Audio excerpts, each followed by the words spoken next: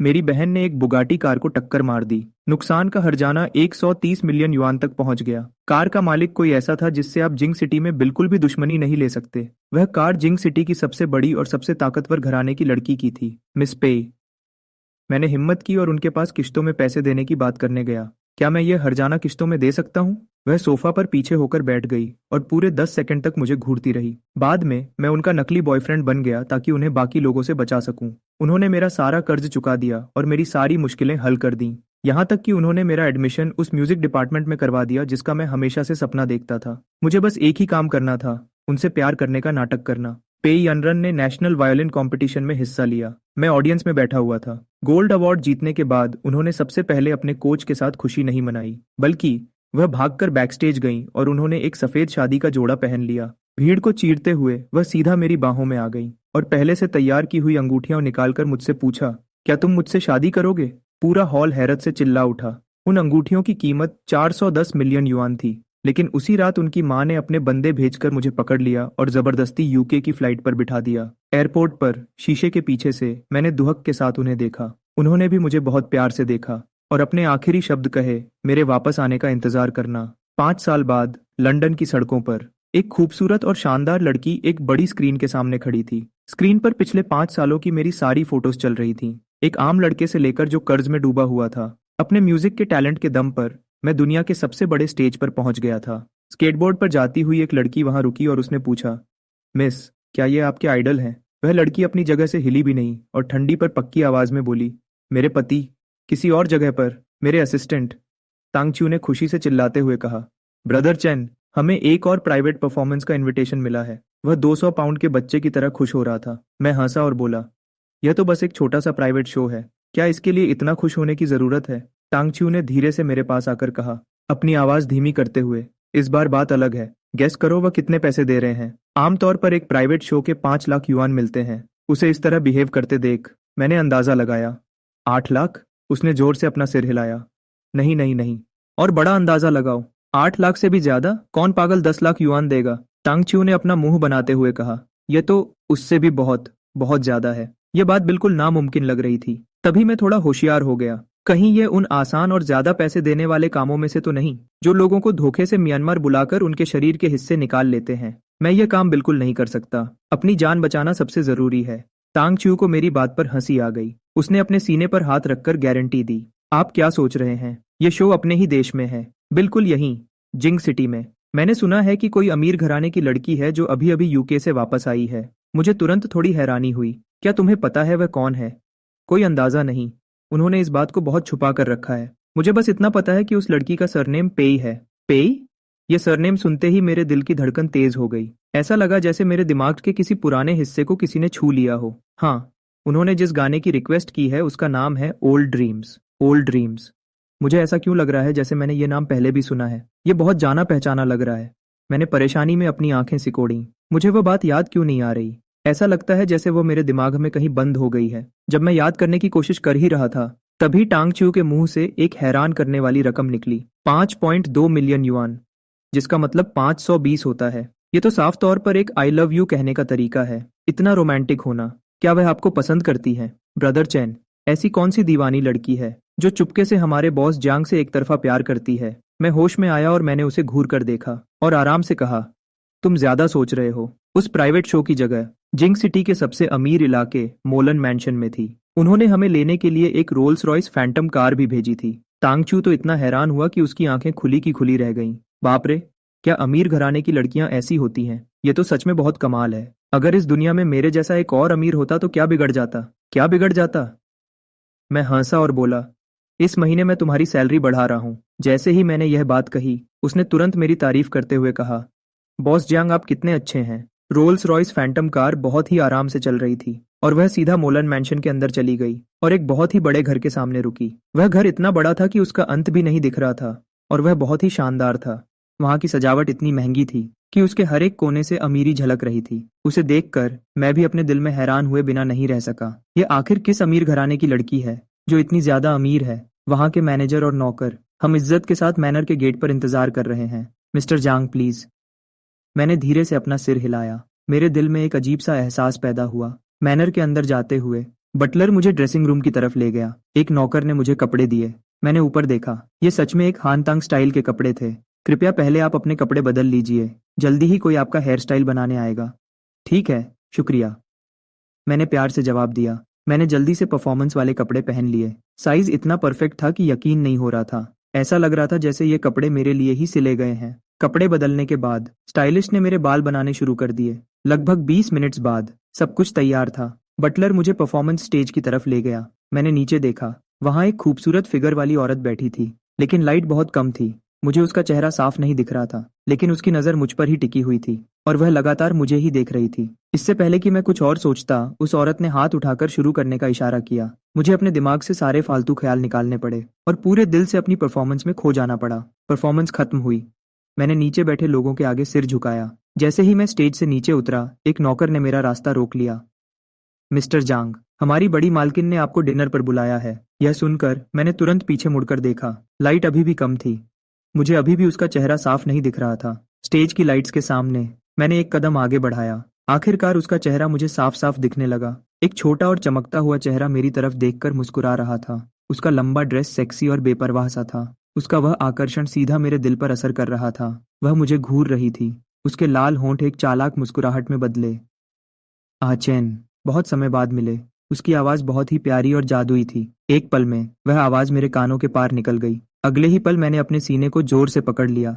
ऐसा लगा जैसे कोई मेरे दिल को दबा रहा हो। इतना दर्द हो रहा था कि मैं मुश्किल से सांस ले पा रहा था। मुझे इस हाल में देखकर वह घबराकर खड़ी हो गई। उसने अपनी बाहें खोली और मेरे गले लग गई। मेरे मुंह से एक धीमी सी आह निकली। मेरा पूरा शरीर जम गया। मैं अपनी जगह से हिल भी नहीं पाया। उसने मुझे अपनी बाहों में भर लिया। आचैन। उसकी आवाज पानी की तरह नर्म थी। अब जब तुम वापस आ गए हो तो मुझे कभी छोड़कर मत जाना।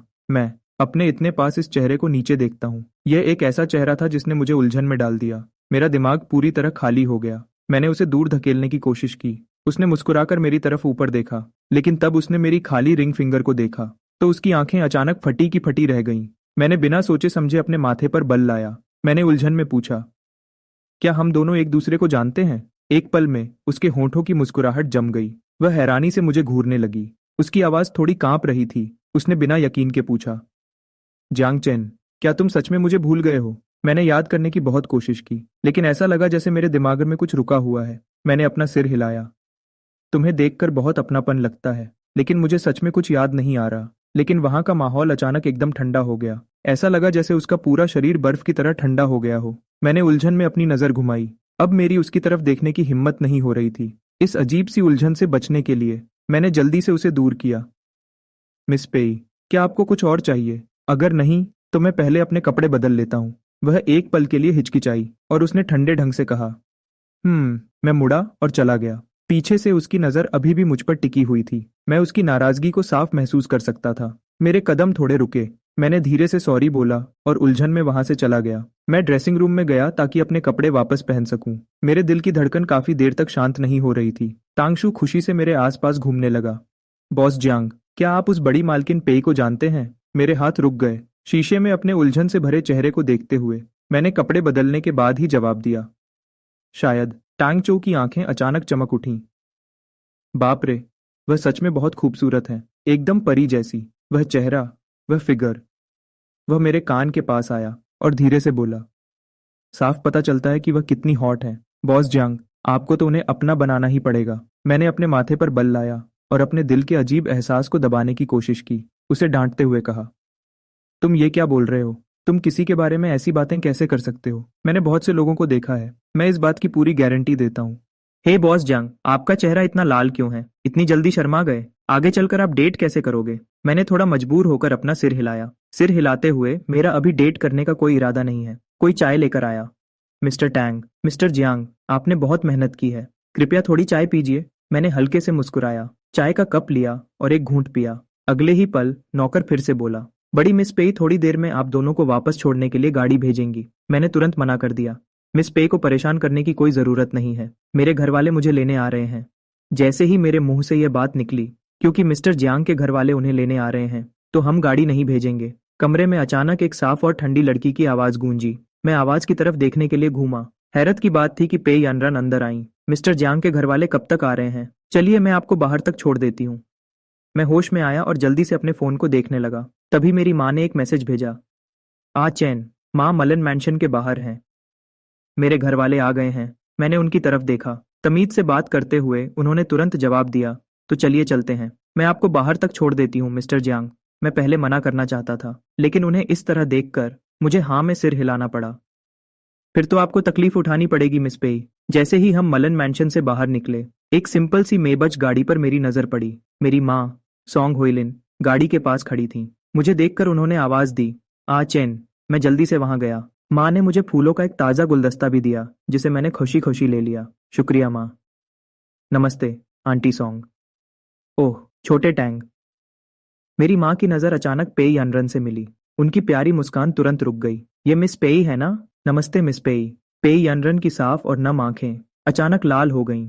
उन्होंने अपने जज्बात को काबू किया और मेरी माँ को नमस्ते करने के लिए हल्के से सिर हिलाया। उनकी ठंडी आवाज आई, मुझे अभी कुछ काम है, मुझे माफ कीजिए। इससे पहले कि वह अपनी बात पूरी करती, वह पहले ही घूमकर वहां से चली गईं। जैसे ही उन्होंने अपनी पीठ घुमाई, उनके आंसू चुपके से बह निकले। मलन मैंशन के बेडरूम में पेई यानरन अकेले सोफा पर सहारा लेकर बैठी थीं। वह बस वहां खामोशी से बैठी रहीं, जब तक कि सुबह की पहली किरण पर्दों से होकर अंदर नहीं आई, जो उनके उन बालों पर चमक रही थी जो पूरी तरह सफेद हो चुके थे। बहुत ज्यादा दुख और गुस्सा आपस में मिल गए थे।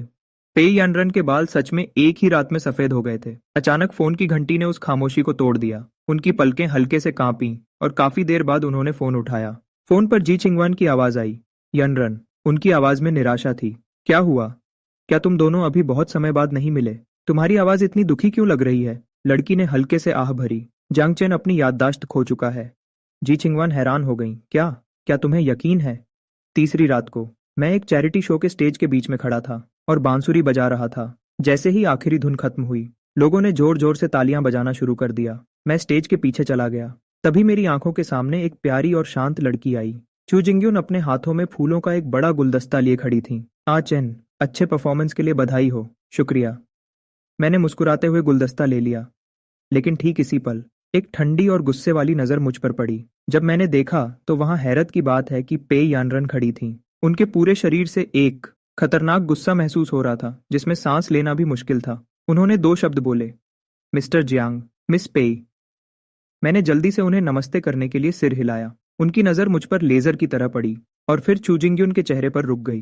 ये तुम्हारी क्या लगती है? मैं थोड़ा परेशान हो गया, लेकिन फिर भी बताया, ये मेरी दोस्त हैं। यह सुनकर वह हल्के से हंसी और उनके होठों पर एक मजाक उड़ाने वाली मुस्कान थी। वह मुस्कान थोड़ी ताने मारने वाली थी। इसके तुरंत बाद उनकी नजर चू जिंग्युन पर गई और उस ताजे फूलों के गुलदस्ते पर जो मुझे अभी मिला था। उन्होंने बहुत गुस्से में कहा, यह शायद गर्लफ्रेंड है। मैंने तुरंत सफाई दी, सिर्फ एक दोस्त है। पेई यानरन ठंडी और अजीब हंसी हंसी और फिर उन्होंने अपनी नजर चू जिंग्युन की तरफ घुमाई। तो ये सिर्फ एक दोस्त है। ये फूल सच में बहुत सुंदर हैं। क्या तुम मुझे देखने दोगे? मैंने हाँ में सिर हिलाया। मैंने गुलदस्ता उन्हें दिया, लेकिन जैसे ही मैंने उसे छोड़ा, किसको पता था कि वह भी उसे छोड़ देंगी। वह सुंदर और खूबसूरत गुलदस्ता एक आवाज के साथ जमीन पर गिर गया और गिरने की आवाज आई। मुझे बहुत अफसोस है, मैंने यह जानबूझकर नहीं किया। उस औरत ने अपने मुंह से माफी मांगी, लेकिन उसके पैर ने अचानक पेडल पर पैर रखने का नाटक किया। मैं पूरी तरह हैरान रह गया। मेरे दिमाग में 10,000 सवाल खड़े हो गए। उस पर पैर रखने के बाद वह बुके उठाने के लिए नीचे झुकी और उसे सीधा हमारे पास वाले कचरे के डिब्बे में फेंक दिया। उसका यह सब करना इतना आसान और साफ था जैसे बहता हुआ पानी, बिना किसी हिचकिचाहट के। वह फिर से मेरी तरफ देखने के लिए मुड़ी। उसके चेहरे पर अभी भी माफी मांगने वाला भाव था। मुझे सच में बहुत अफसोस है मिस्टर जियांग, लेकिन मैंने यह सच में जानबूझकर नहीं किया। यह कहकर उसने एक और बात कही, मैं इसके बदले आपको बाद में एक नया बुके खरीद कर दे दूंगी। मैं बिल्कुल चुप रह गया। तुम इसे कहती हो कि यह जानबूझकर नहीं किया? उसके सिर्फ मुंह को छोड़कर उसके सिर से लेकर पैर तक पूरे शरीर से साफ दिख रहा था कि उसने यह जानबूझकर किया है। और अपनी पूरी जिंदगी में झगड़े करने के बाद भी मैंने कभी किसी से इतनी घमंड भरी बात नहीं कही थी। मिस्टर जियांग, आप कुछ बोल क्यों नहीं रहे? उसने मासूम आंखों से पूछा। क्या आप मुझे दोष दे रहे हैं? मुझे इतना गुस्सा आया कि मुझे हंसी आ गई। मैं बस धीरे से बोल पाया, नहीं। मैंने चू जिंग्युन से माफी मांगने के लिए अपना सिर घुमाया, लेकिन जैसे ही मैंने अपना मुंह खोला, पेई यानरन ने बीच में ही ठंडे ढंग से टोक दिया, यह तो बस फूलों का एक बुके है। मुझे लगता है कि मिस चू इतने छोटे दिल की नहीं है। सही कहा ना? उसने एक झूठी मुस्कान के साथ चू जिंग्युन की तरफ देखा। उसकी आंखों में साफ चिढ़ाने वाली बात थी। चू जिंग्युन का चेहरा उतर गया, लेकिन फिर भी उसने जबरदस्ती मुस्कुराते हुए कहा, यह तो बस एक बुके है, यह जरूरी नहीं है।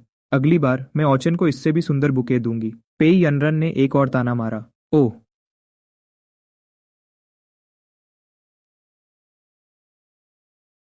जो चीजें जरूरी नहीं होती वह आइडल्स को दी जाती हैं और जरूरी चीजों को छिपाकर रखा जाता है। चू जिंग्युन का चेहरा तुरंत शर्म से लाल हो गया। जैसे ही वह कुछ समझाने वाली थी, तंक्यू घबराते हुए भागकर आया। बॉस जियांग, जल्दी कीजिए और कपड़े बदल लीजिए, गाला शुरू होने वाला है।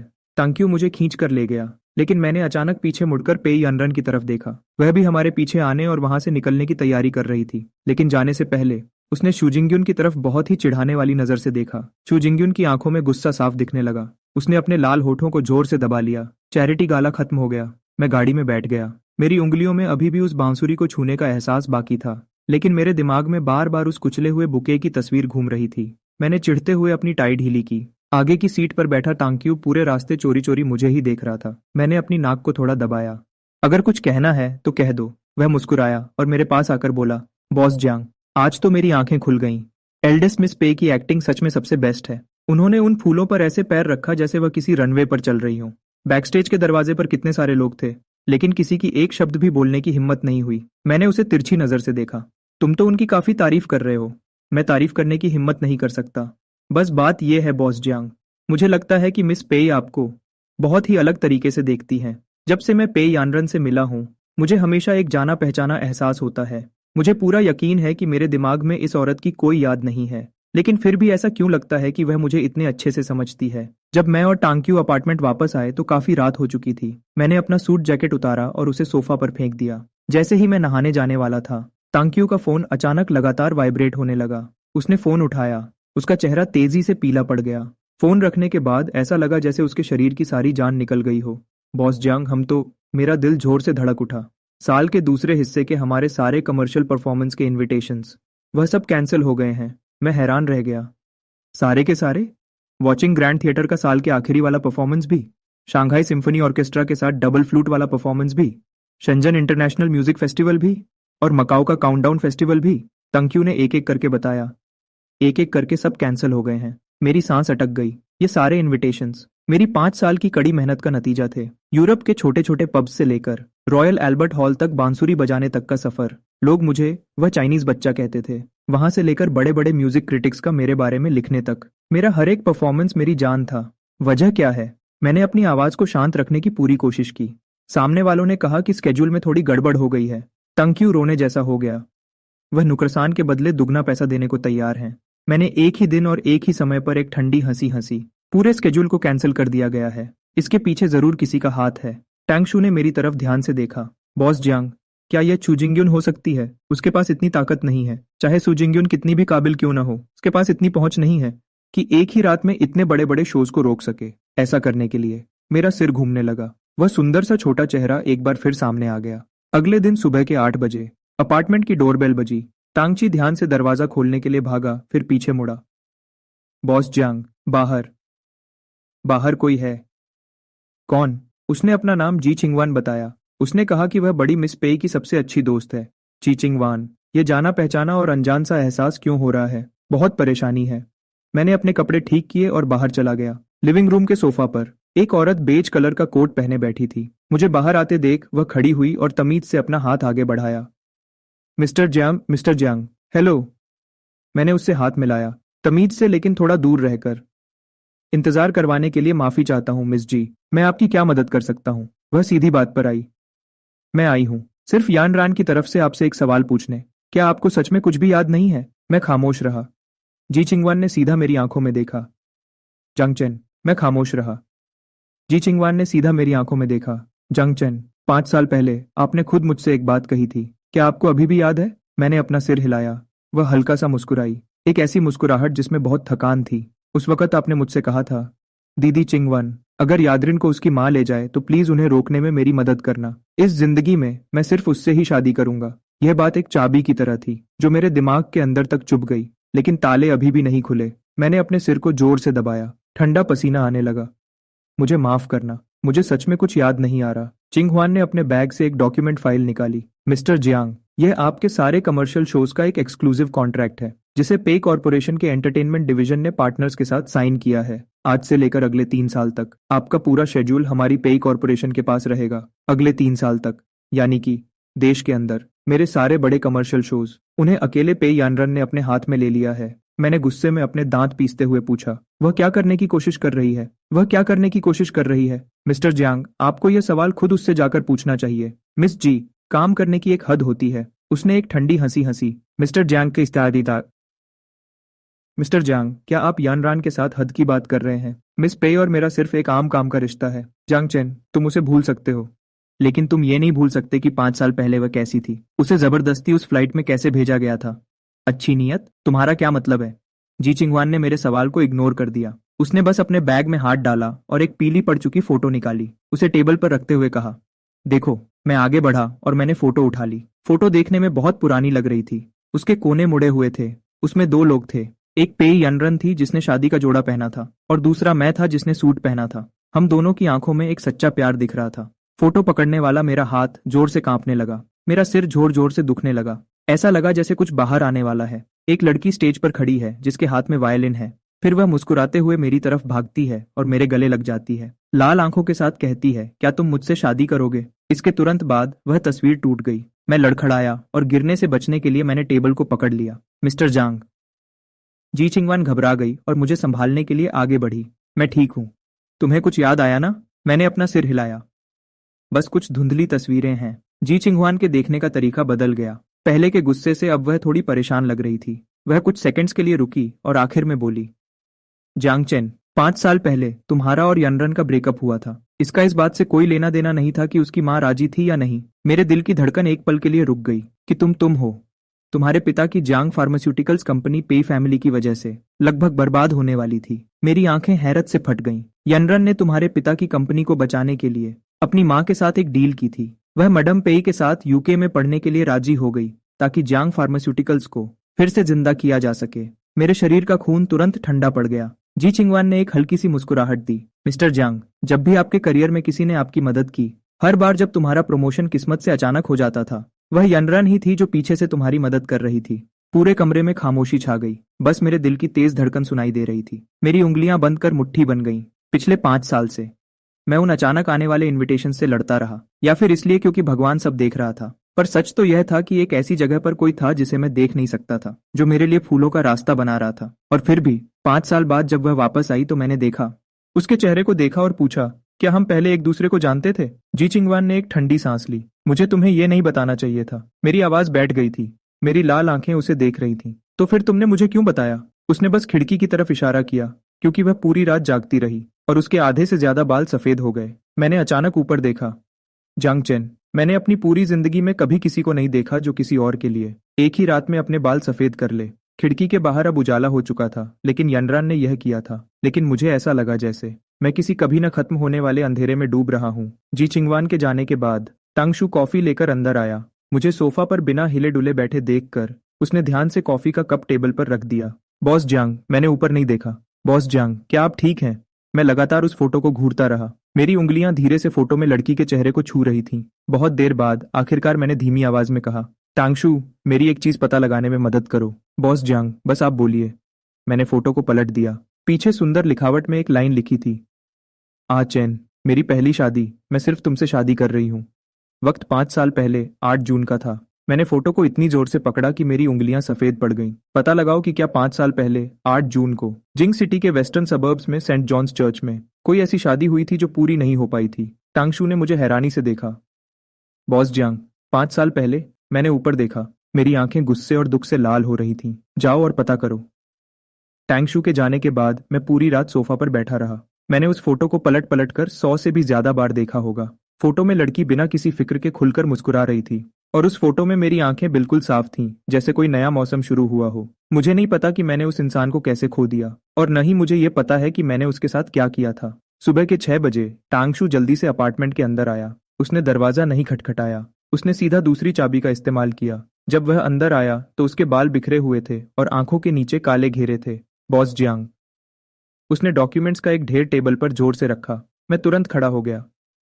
मुझे मिल गया बॉस जियांग। आपको अपने दिल को संभालना होगा। मैंने उन पेपर्स को पकड़ लिया। सबसे ऊपर एक कॉपी थी, जिंग सिटी के वेस्टर्न सबर्ब्स के सेंट जॉन्स चर्च के रजिस्ट्रेशन रिकॉर्ड की।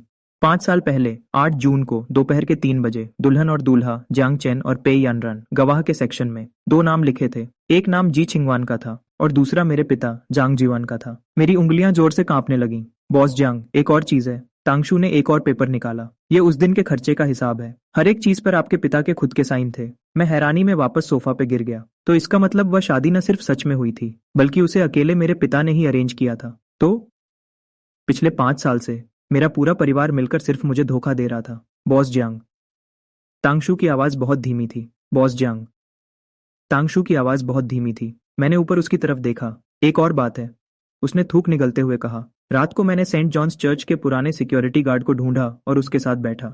उसने बताया कि उस दिन शादी अभी आधी ही हुई थी कि एक हादसा हो गया। कैसा हादसा? जब दुल्हन रिंग बदल रही थी तब आप सीढ़ियों से नीचे गिर गए थे। दुल्हन तुरंत वहीं बेहोश हो गई थी। और मेरा क्या हुआ? आप भी बेहोश हो गए थे। लेकिन अच्छी बात यह थी कि जैसे ही हादसा हुआ, दुल्हन ने आपको बचाने के लिए जोर से पकड़ लिया था। आपको बस हल्की खरोंचें आई थीं।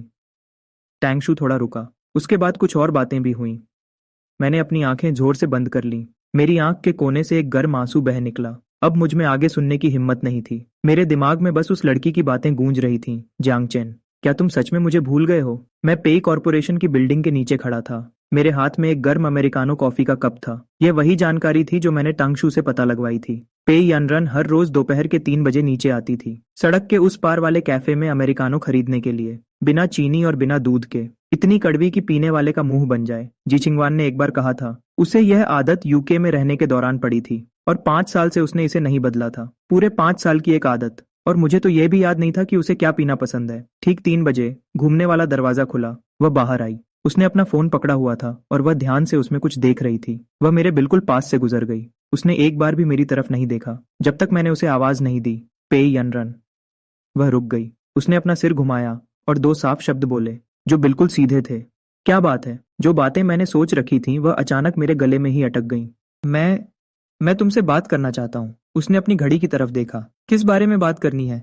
मेरे पास 15 मिनट हैं। मैं थोड़ा हैरान रह गया और मैंने आराम से कॉफी उसकी तरफ बढ़ाई। मैंने सुना था कि तुम्हें अमेरिकानो पीना पसंद है। मैं बस वहां से गुजर रहा था तो मैंने एक खरीद ली। उसने कॉफी की तरफ देखा पर उसे लिया नहीं। जांग चेन, तुम्हें ये सब करने की जरूरत नहीं है। मेरा कोई और मतलब नहीं है। मैं तो बस माफी मांगना चाहता हूँ। उसने मुझे बीच में ही रोक दिया। उसका बोलने का तरीका बिल्कुल शांत था, जैसे कोई रिपोर्ट पढ़ रही हो। तुम पहले ही माफी मांग चुके हो। जी चिंगवान ने मुझे पहले ही बता दिया था। तुमने सॉरी कहा और मैंने उसे मान लिया। क्या इतना काफी है? मैंने कॉफी के कप को जोर से पकड़ा और वहीं खड़ा रह गया। मुझे अचानक एहसास हुआ कि मैं कितना अजीब लग रहा हूँ। हाँ, मैं पहले ही माफी मांग चुका था। लेकिन फिर उसके बाद क्या? मैंने बड़ी मुश्किल से कहा। उस वक्त मुझे सच में कुछ याद नहीं था। तुम्हारे बारे में, शादी के बारे में या किसी भी चीज के बारे में। मैंने यह जानबूझकर नहीं किया था। मैं तो बस मुझे पता है, जी छिंगवान ने मुझे सब बता दिया है। याददाश्त चली जाना, कुछ बातें भूल जाना, दिमागी सदमा। डॉक्टर के पास इसका जवाब है। देखा जाए तो ये बिल्कुल ठीक लगता है। तो क्या क्या तुम ये उम्मीद कर रहे हो कि तुम्हारी इस याददाश्त खोने की वजह से मैं ऐसा दिखावा करूं जैसे पिछले 5 साल में कुछ हुआ ही नहीं? मेरा वह मतलब नहीं था। तो फिर तुम्हारा क्या मतलब है? मैंने सीधा उसकी आंखों में देखा, लेकिन मेरे मुंह से एक शब्द भी नहीं निकला। मैं बस अपने जज्बात को रोककर उसे देखता रहा। उस लड़की ने एक गहरी सांस ली। जांग चेन, मैं तुमसे नफरत नहीं करती। किसी से नफरत करने में बहुत थकान होती है। मेरे पास इतनी ताकत नहीं है। मुझे बस समझ नहीं आता कि मैं तुम्हारा सामना कैसे करूं। इसलिए तुम्हें मुझे ढूंढने के लिए इतनी मेहनत करने की जरूरत नहीं है। हमारा एक दूसरे पर कोई हक नहीं है। यह कहकर वह जाने के लिए घूमी। 2 कदम चलने के बाद वह रुकी। मेरी तरफ पीठ करके उसने कहा, और हाँ, मैं अमेरिकानो नहीं पीती। मैं पेई यानरन को जाते हुए देखता रहा और मैंने वह कॉफी का कप कचरे के डिब्बे में फेंक दिया। उस रात मुझे नींद नहीं आई। बिस्तर पर लेटे हुए मेरे दिमाग में बस उसकी वह ठंडी नजर घूम रही थी। उसने कहा था कि वह मुझसे नफरत नहीं करती, लेकिन उसने मुझे माफ भी नहीं किया था। उसकी आंखों में मैं एक ऐसा इंसान बन चुका था जिसके सामने आने का कोई फायदा नहीं था। मैंने अपना फोन उठाया और टांगच्यू का नंबर निकाला। उसका आने वाला स्केड्यूल चेक करने में मेरी मदद करो। 5 मिनट बाद टांगच्यू ने एक क्वेश्चन मार्क भेजा। बॉस जियांग, क्या आपने नहीं कहा था कि उसे परेशान नहीं करना है? मैंने अजीब तरीके से अपना गला साफ किया। मैंने अपना फैसला बदल दिया है। तुम चेक कर रहे हो या नहीं? कर रहा हूँ। आप बॉस हैं। जो आप कहें वही सही है। अगली सुबह जल्दी ही टैंगच्यू ने मेरे फोन पर एक रिपोर्ट भेजी। वह इस हफ्ते का पेई यानरन का स्केड्यूल था। मैंने उस रिपोर्ट पर एक नजर डाली। मेरी उंगली स्क्रीन पर रुक गई। थर्सडे, ऑर्फनेज यानी अनाथाश्रम।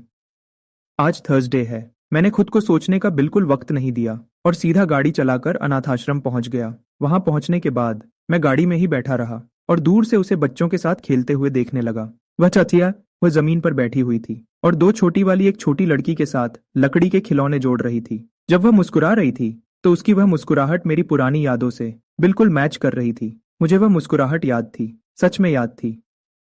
मेरे दिल की धड़कन अचानक तेज हो गई। मैं गाड़ी से बाहर नहीं निकला, बस वहीं बैठा रहा और दूर से उसे बच्चों के साथ मस्ती करते हुए देखता रहा। वह उनके साथ एक छोटा सा केक बांट रही थी। वह कितनी खुशी से मुस्कुरा रही थी। कल जो लड़की पे कॉरपोरेशन के ऑफिस के बाहर मिली थी, ये उससे बिल्कुल अलग थी। इसका मतलब दूसरों के सामने वह अभी भी मुस्कुराना जानती थी। जब तक उसकी गाड़ी अनाथाश्रम से चली नहीं गई, तब तक मैंने गाड़ी स्टार्ट नहीं की और उसके पीछे चल दिया। पेई अनरन घर नहीं गई, बल्कि जिंग सिटी के बाहर एक जगह पर गई। मैंने उसका पीछा किया और एक पुरानी कॉलोनी में रुक गया। वह ठीक था, वह एक म्यूजिक इंस्ट्रूमेंट की दुकान में चली गई। मैंने कार में लगभग 40 मिनट तक इंतजार किया। जब वह बाहर आई तो उसके हाथ में एक लंबा डिब्बा था। वही से वह एक वायलिन का केस था। उसने ध्यान से उस केस को पैसेंजर सीट पर रख दिया। जैसे ही वह वायलिन रखने के लिए झुकी, उसकी नजर अचानक सड़क के उस पार खड़ी मेरी कार पर गई। सड़क के बीच से हम दोनों की आंखें एक दूसरे से मिलीं। वह एक सेकंड के लिए रुक गई, फिर वह सीधी खड़ी हुई और मेरी तरफ देखने लगी, जैसे वह देखना चाहती हो कि आखिर मैं क्या करने वाला हूं। मैं कार से उतरा और उसके पास गया। तुम्हारे वायलिन को क्या हुआ? उसने मेरी तरफ देखा। इसके ऊपर कुछ छोटे क्रैक्स आ गए थे। इसका फिंगरबोर्ड थोड़ा उखड़ गया था। अंकल जाओ ने मेरी मदद की और इसे थोड़ा चिपका दिया और लगे हाथ इसके नए स्ट्रिंग्स भी बदल दिए। बोलते वक्त उसकी आवाज बहुत शांत थी, जैसे वह किसी आम दोस्त से बात कर रही हो, लेकिन वायलिन केस को पकड़ी हुई उसकी उंगलियां थोड़ी टाइट हो गई थीं। मैंने उसकी इस छोटी सी बात पर ध्यान दे दिया। क्या मैं एक बार देख सकता हूँ? वह एक सेकंड के लिए हिचकिचाई, फिर उसने केस मेरे हाथ में दे दिया। मैंने केस को अंदर से खोला और मुझे तुरंत वहां एक लिखी हुई लाइन दिखी। मेरी उंगलियां अचानक रुक गईं। वहां आर लिखा था, जो यॉनरेन के नाम का पहला अक्षर था। मैंने सिर उठाकर उसकी तरफ देखा। जिसने मुझे यह दिया था, तुमने इसे लिखा था। मैंने नीचे उस लिखे हुए पर देखा। मैंने ही इसे लिखा था। उसने बिना कुछ बोले वायलिन केस वापस ले लिया और उसे वापस पैसेंजर सीट पर रख दिया। कार का दरवाजा बंद करते हुए वह मेरी तरफ घूमी और पूछा, तुम मेरा पीछा क्यों कर रहे हो? मैंने अपने होंठ दबाए। मैं बस तुम्हें थोड़ी देर के लिए देखना चाहता था। उसने कुछ नहीं कहा। हवा चली, जिससे उसके बाल थोड़े बिखर गए। उसने अपने बालों को कान के पीछे किया। अब तुमने मुझे देख लिया है, तो अब क्या? मैं एक पल के लिए रुका। क्या तुम कल भी ऑर्फेनेज जा रही हो? उसने मेरी तरफ देखा। उसकी आंखों में एक अजीब सा एहसास था जो समझ नहीं आ रहा था। हाँ, जा रही हूँ। तो मैं कल फिर आऊंगा। उसने मुझे कोई जवाब नहीं दिया, लेकिन उसने मना भी नहीं किया। बस कार का दरवाजा खोला और अंदर बैठ गई। कार का शीशा आधा नीचे हुआ और अंदर से उसकी आवाज आई, जांगचन, तुम्हें इस तरह मेरे लिए यह सब करने की कोई जरूरत नहीं है। मुझे तुम्हारी हमदर्दी नहीं चाहिए। मैं तुम पर हमदर्दी नहीं दिखा रहा, मैं बस आना चाहता हूँ। उसने आगे कुछ नहीं कहा। कार धीरे धीरे सड़क के कोने से आगे निकल गई। मैं वहीं खड़ा होकर उसे देखता रहा, जब तक कि कार की पीछे वाली लाइट्स मोड पर गायब नहीं हो गईं। मेरे पॉकेट में रखा फोन अचानक वाइब्रेट हुआ। यह उसका एक मैसेज था। कल सुबह 10 बजे। मैं सड़क के किनारे खड़ा होकर उन शब्दों को देखता रहा और अपने आप ही हंसने लगा। मैंने फोन वापस पॉकेट में रख लिया। जैसे ही मैं घर जाने वाला था, फोन अचानक फिर से वाइब्रेट हुआ। यह टंक्यू का कॉल था। बॉस जांग, एक बात है जो मुझे लगता है मुझे आपको बतानी चाहिए। चू जिंग्युन आज दोपहर को किसी से मिली थी। टंक्यू ने अपनी आवाज धीमी की। ईस्ट थर्ड रिंग के एक प्राइवेट क्लब में। मैंने तुरंत पता लगाया। वह जिस आदमी से मिली उसका सरनेम पेई है और नाम पेई जिंगसिंग है। पेई जिंगसिंग? मैंने पहले कभी ये नाम नहीं सुना था। वह पेई फैमिली के बड़े बेटे हैं। टंक्यू थोड़ी देर रुका और बोला, वह पेई फैमिली के बड़े बेटे हैं। रिश्ते में वह पेई अनरन के कजिन लगते हैं। पेई अनरन का कजिन? वह चूजिंग्युन से क्यों मिल रहा है? ये तो साफ नहीं है, लेकिन मैंने लगे हाथ थोड़ी पुरानी बातें पता की हैं। 5 साल पहले जब पेई अनरन की मां ने सब कुछ संभाला था, तो उन्होंने पेई जिंगसिंग के पिता को बोर्ड ऑफ डायरेक्टर्स से निकाल दिया था। तब से दोनों परिवारों के बीच कोई बात नहीं हुई। सीधी बात कहें तो उनके बीच पुरानी दुश्मनी है। मैंने अपना फोन जोर से पकड़ा। मेरा दिमाग बहुत तेजी से चलने लगा। चूजिंग्युन और पेई अनरन का कजिन, इन दोनों का साथ आना। ये बताने की जरूरत नहीं है कि उनका निशाना कौन है। क्या तुम पता कर सकते हो कि वह आजकल क्या कर रहा है? मैंने पता किया है, लेकिन यह आदमी बहुत शांत रहता है। बाहर से देखने पर कोई हलचल नहीं दिख रही है। उस पर नजर रखो। अगर कोई खबर मिले तो मुझे तुरंत बताओ। अगले दिन सुबह 9:30 पर मैं पहले ही ऑर्फनेज के गेट पर पहुंच गया था। मेरे हाथ में एक गर्म लाटे कॉफी थी, जिसमें चीनी और दूध था। मैं लगे हाथ एक सैंडविच भी ले आया था। मैं तय किए गए वक्त से आधा घंटा पहले पहुंच गया था और बस दरवाजे के सामने बेंच पर बैठकर इंतजार करने लगा।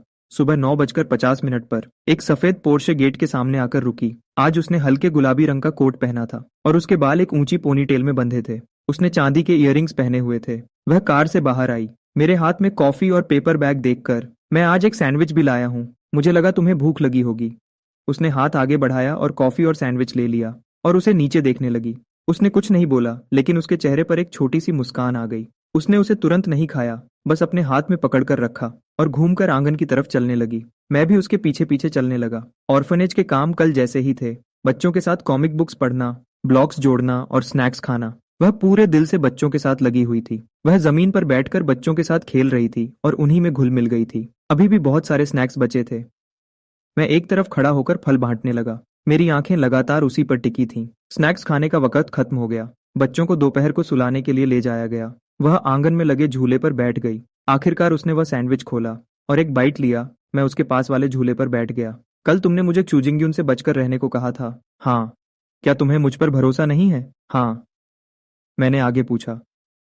तो तुम्हारे कजिन का क्या? उसका खाना चबाना अचानक रुक गया। कुछ सेकंड्स के बाद उसने धीरे से खाना निगला। उसने मेरी तरफ नहीं देखा। उसकी आवाज बहुत शांत थी। क्या तुमने उसकी जांच की? मैंने कहा, मैंने जांच नहीं की। किसी ने उसे शूजिंग्यान से मिलते हुए देखा था। वह काफी देर तक खामोश रही। हवा चल रही थी और झूला धीरे धीरे हिल रहा था। फिर वह बोली, पे जिंगसिंग मेरे बड़े चाचा का बेटा है। उसकी आवाज बहुत धीमी थी। मेरी माँ ने 5 साल पहले उसके पिता को बोर्ड से निकाल दिया था। उसे हमेशा लगता है कि मेरे परिवार ने उसके साथ गलत किया है। मैंने चिंता से पूछा, क्या वह कोई मुसीबत खड़ी करेगा? उसने कोई जवाब नहीं दिया, बस अपना सिर घुमाया और मेरी तरफ देखा। उसमें खुलेआम हमारे खिलाफ खड़े होने की हिम्मत नहीं है, लेकिन अगर वह किसी और के साथ हाथ मिला लेता है तो फिर कुछ कह नहीं सकते। मेरा दिल बैठ गया। तो उसे पता था, उसे सब पता था। क्या तुम जानती थी कि वह चूजिंग्यान से मिल रहा है? मुझे नहीं पता था कि वे मिले हैं, लेकिन मैं अंदाजा लगा सकती थी कि वे मिलेंगे। सू जिंग्युन मुझसे नफरत करती है, पे जिंगसिंग भी मुझसे नफरत करता है। दो लोग जो मुझसे नफरत करते हैं, जब वे साथ आएंगे तो वे मेरे लिए कोई बर्थडे पार्टी तो प्लान नहीं कर रहे होंगे। मुझे उसकी बात सुनकर हंसी आ रही थी, लेकिन मैं हंस नहीं पाया। तुम क्या करने वाली हो? कुछ नहीं। उसने सैंडविच को, जिसका उसने सिर्फ एक बाइट लिया था, ध्यान से वापस पैक कर दिया। अगर वे मुझे नुकसान पहुंचाना चाहते हैं तो पहले उनमें उतनी ताकत होनी चाहिए। जब उसने यह कहा तो उसकी आवाज बहुत आम थी, जैसे वह उन दोनों को कुछ समझती ही नहीं थी। लेकिन मैंने देखा कि पेपर बैग को पकड़ने वाली उसकी उंगलियां थोड़ी कस गई थीं। मैंने बोलने के लिए अपना मुंह खोला ही था, तभी मेरी जेब में रखा फोन अचानक जोर से वाइब्रेट होने लगा। मैंने उसे निकाल कर देखा। वह टंगचो का मैसेज था। बॉस जियांग, मुझे पता चल गया है। पे जिंगसिंग ने 3 दिन पहले एक नई कंपनी रजिस्टर की है। उसका मालिक कोई ऐसा इंसान है जिसे आप नहीं जानते, लेकिन शेयर्स को देखने के बाद आखिरी फायदा उसी को मिलने वाला है। इस नई कंपनी ने कल एक पे कॉरपोरेशन के एंटरटेनमेंट डिवीजन को खरीदने का प्रपोजल भेजा है। वह पे कॉरपोरेशन के एंटरटेनमेंट डिवीजन के एक हिस्से को खरीदना चाहता है। इस हिस्से में वही कंपनीज आती हैं जो आपके सारे शोज को संभालती हैं। मैं स्क्रीन को घूरने लगा। मेरी आंखें हैरत से छोटी हो गईं। मैंने ऊपर उसकी तरफ देखा। वह भी अपने फोन को देख रही थी। उसके माथे पर थोड़ी शिकन थी। साफ था कि उसे भी यह खबर मिल गई थी। मैसेज पढ़ने के बाद उसने अपना फोन नीचे रखा, मेरी तरफ देखा और हल्का सा मुस्कुराई। जांगचेन, क्या तुम आज दोपहर को बिजी हो? नहीं। मैंने अपना सिर हिलाया।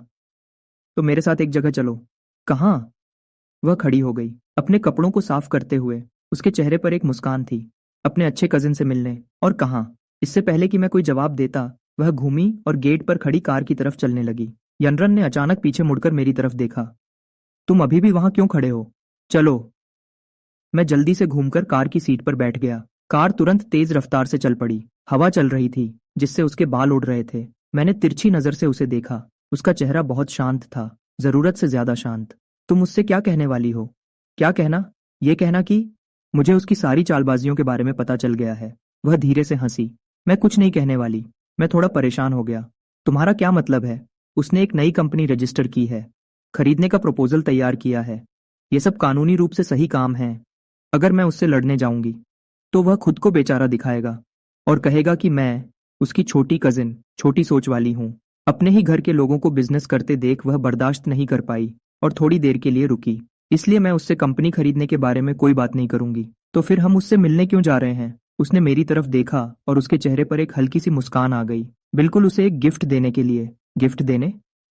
हाँ, उसे नई कंपनी खोलने की बधाई देने के लिए। मैं एक पल के लिए हैरान रह गया, फिर अचानक मुझे उसका मकसद समझ आ गया। मैं सीट पर पीछे की तरफ झुका और मैं भी हंसने लगा। तुम सच में बहुत बेरहम हो। उसने कोई जवाब नहीं दिया, लेकिन उसकी मुस्कान और गहरी हो गई। गाड़ी एक बिल्कुल नई ऑफिस बिल्डिंग के सामने रुकी। मैंने ऊपर देखा। ये बिल्डिंग पे कॉरपोरेशन के एंटरटेनमेंट डिवीजन के ठीक सामने थी। बीच में सिर्फ एक सड़क थी और ये चेयरमैन के ऑफिस के ठीक सामने दिखती थी, पे कॉरपोरेशन के एंटरटेनमेंट डिवीजन के। इस जगह को चुनना साफ तौर पर उकसाने जैसा था। वह गाड़ी से बाहर निकली और कार की डिग्गी से एक बहुत ही सुंदर गिफ्ट बैग निकाला और सीधे बिल्डिंग के अंदर चली गई। रिसेप्शनिस्ट उसे देखकर हैरान हो गई। मिस पेई, आप यहाँ कैसे? पेई अनरन ने बहुत ही प्यारी मुस्कान के साथ कहा। मैं अपने कजिन से मिलने आई हूँ। मैंने सुना कि उसकी नई कंपनी खुली है। मैं तो बस उसे बधाई देने आई हूँ। रिसेप्शनिस्ट एक पल के लिए हिचकिचाई, लेकिन आखिर में उसने ऊपर फोन किया। फोन रखने के बाद रिसेप्शनिस्ट के चेहरे के भाव थोड़े अजीब थे। प्रेसिडेंट पेई, आप कृपया ऊपर चले जाइए, 16वें फ्लोर पर। शुक्रिया। पेई अनरन ने मुस्कुराकर शुक्रिया कहा और गिफ्ट बैग लेकर लिफ्ट की तरफ बढ़ गई।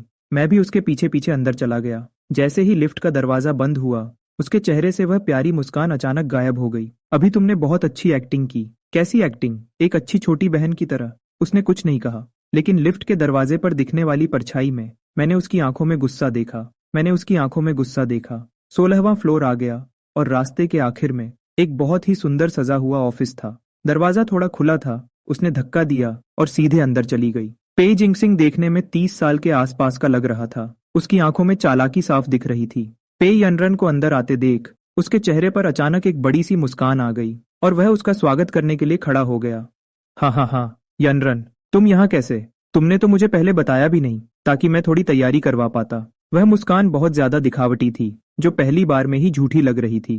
पेई अनरन भी मुस्कुराई और उसकी मुस्कान ज्यादा असली लग रही थी। भैया, आपने एक नई कंपनी खोली है। इतनी बड़ी बात और आपने मुझे बताया तक नहीं। मुझे किसी और से इस बारे में पता चला, इसलिए मैं खुद आपको बधाई देने चली आई। उसने गिफ्ट बैग को उसके डेस्क पर रख दिया। उसका तरीका बहुत आराम से था और उसका खड़े होने का ढंग बहुत ही प्यारा था। तुम तो बहुत ही अच्छी हो। ये तो बस एक छोटा सा बिजनेस है। इसमें दिखावा करने जैसा कुछ नहीं है। एक छोटा सा बिजनेस? ये नक्शा और इतनी अच्छी जगह, ये बिल्कुल भी छोटा बिजनेस नहीं लगता। भैया, इस तैयारी को देखकर लगता है कि आप कुछ बहुत बड़ा करने वाले हैं। नहीं, ये तुम्हारी पेई कॉरपोरेशन के एंटरटेनमेंट डिवीजन के सामने कुछ भी नहीं है। अचानक उसकी नजर मुझ पर पड़ी, जैसे उसने अभी अभी मुझे देखा हो। ये मेरे दोस्त हैं, जियांग चेन। यनरन ने बहुत ही आम तरीके से मेरा इंट्रो करवाया, जैसे वह किसी आम इंसान को अपने साथ ले आई हो। मेरा नाम सुनकर पेई जिंगसिंग की आंखों में एक पल के लिए बदलाव आया, लेकिन वह तुरंत नॉर्मल हो गया। मिस्टर जियांग, उसने अपना हाथ मेरी तरफ बढ़ाया। मिलकर खुशी हुई। मुझे भी खुशी हुई। मैंने उससे हाथ मिलाया। अब बहुत अच्छे हैं। उसने मुझे फिर से देखा और उसकी आंखों में एक जांच और चालाकी थी। उसने अपना हाथ पीछे खींचा और फिर से पेई यनरन की तरफ देखने लगा। यनरन, आजकल तुम्हारी तबीयत ठीक नहीं लग रही है, उसने चिंता जताते हुए कहा। क्या तुम फिर से देर रात तक जाग रही हो? सेहत सबसे जरूरी है। अपने ऊपर ज्यादा दबाव मत डालो। मैं ठीक हूँ। फिर उसने ऐसा दिखावा किया जैसे उसे अभी कुछ याद आया हो। ओहो हाँ, मैंने सुना है कि आजकल तुम शू फैमिली के काफी करीब हो रही हो। मेरा दिल अचानक तेजी से धड़कने लगा। उसने खुद ही यह बात शुरू कर दी थी। यनरन के चेहरे की मुस्कान बिल्कुल नहीं बदली। भैया, आपकी खबरें सच में बहुत तेज हैं। ये दुनिया बहुत छोटी है, ऐसी बातें पता चल ही जाती हैं। मैंने ध्यान दिया।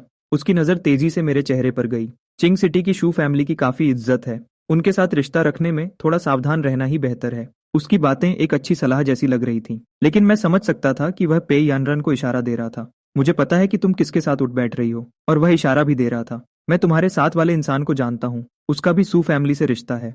पेई यनरन ने उसे कोई जवाब नहीं दिया। वह बस मुस्कुराई और हाँ में सिर हिलाया। तुम सही कह रहे हो। तो फिर जब तुम बिजी हो, मैं तुम्हें परेशान नहीं करूंगी। जब तुम फ्री हो तो साथ में खाना खाएंगे। ये कहकर वह मुड़ी और चली गई। मैं भी उसके पीछे पीछे चल दिया। जब मैं दरवाजे पर पहुंचा तो मैंने पीछे मुड़कर देखा। पेई जिंगसिंग अपनी डेस्क के पीछे खड़ा था। उसके चेहरे की मुस्कुराहट पूरी तरह गायब हो चुकी थी। उसका देखना ठंड की तेज धार जैसा ठंडा और तेज था। जैसे ही लिफ्ट का दरवाजा बंद हुआ, मैंने एक गहरी सांस ली। क्या तुमने ये महसूस किया? वह तुमसे बिजनेस की लड़ाई लड़ने नहीं आया था। वह तुम्हें यह बताने आया था कि उसे पता है तुम क्या कर रही हो, और उसे यह भी पता है कि तुम किसके साथ हो। यनरन ने कुछ नहीं कहा, लेकिन उसने अपनी मुट्ठी थोड़ी भींची। हम लॉबी से बाहर आए और वापस उसकी कार में बैठ गए। उसने तुरंत कार स्टार्ट नहीं की, बल्कि सीट पर पीछे होकर बैठ गई और कार के आगे वाले शीशे से बाहर देखने लगी।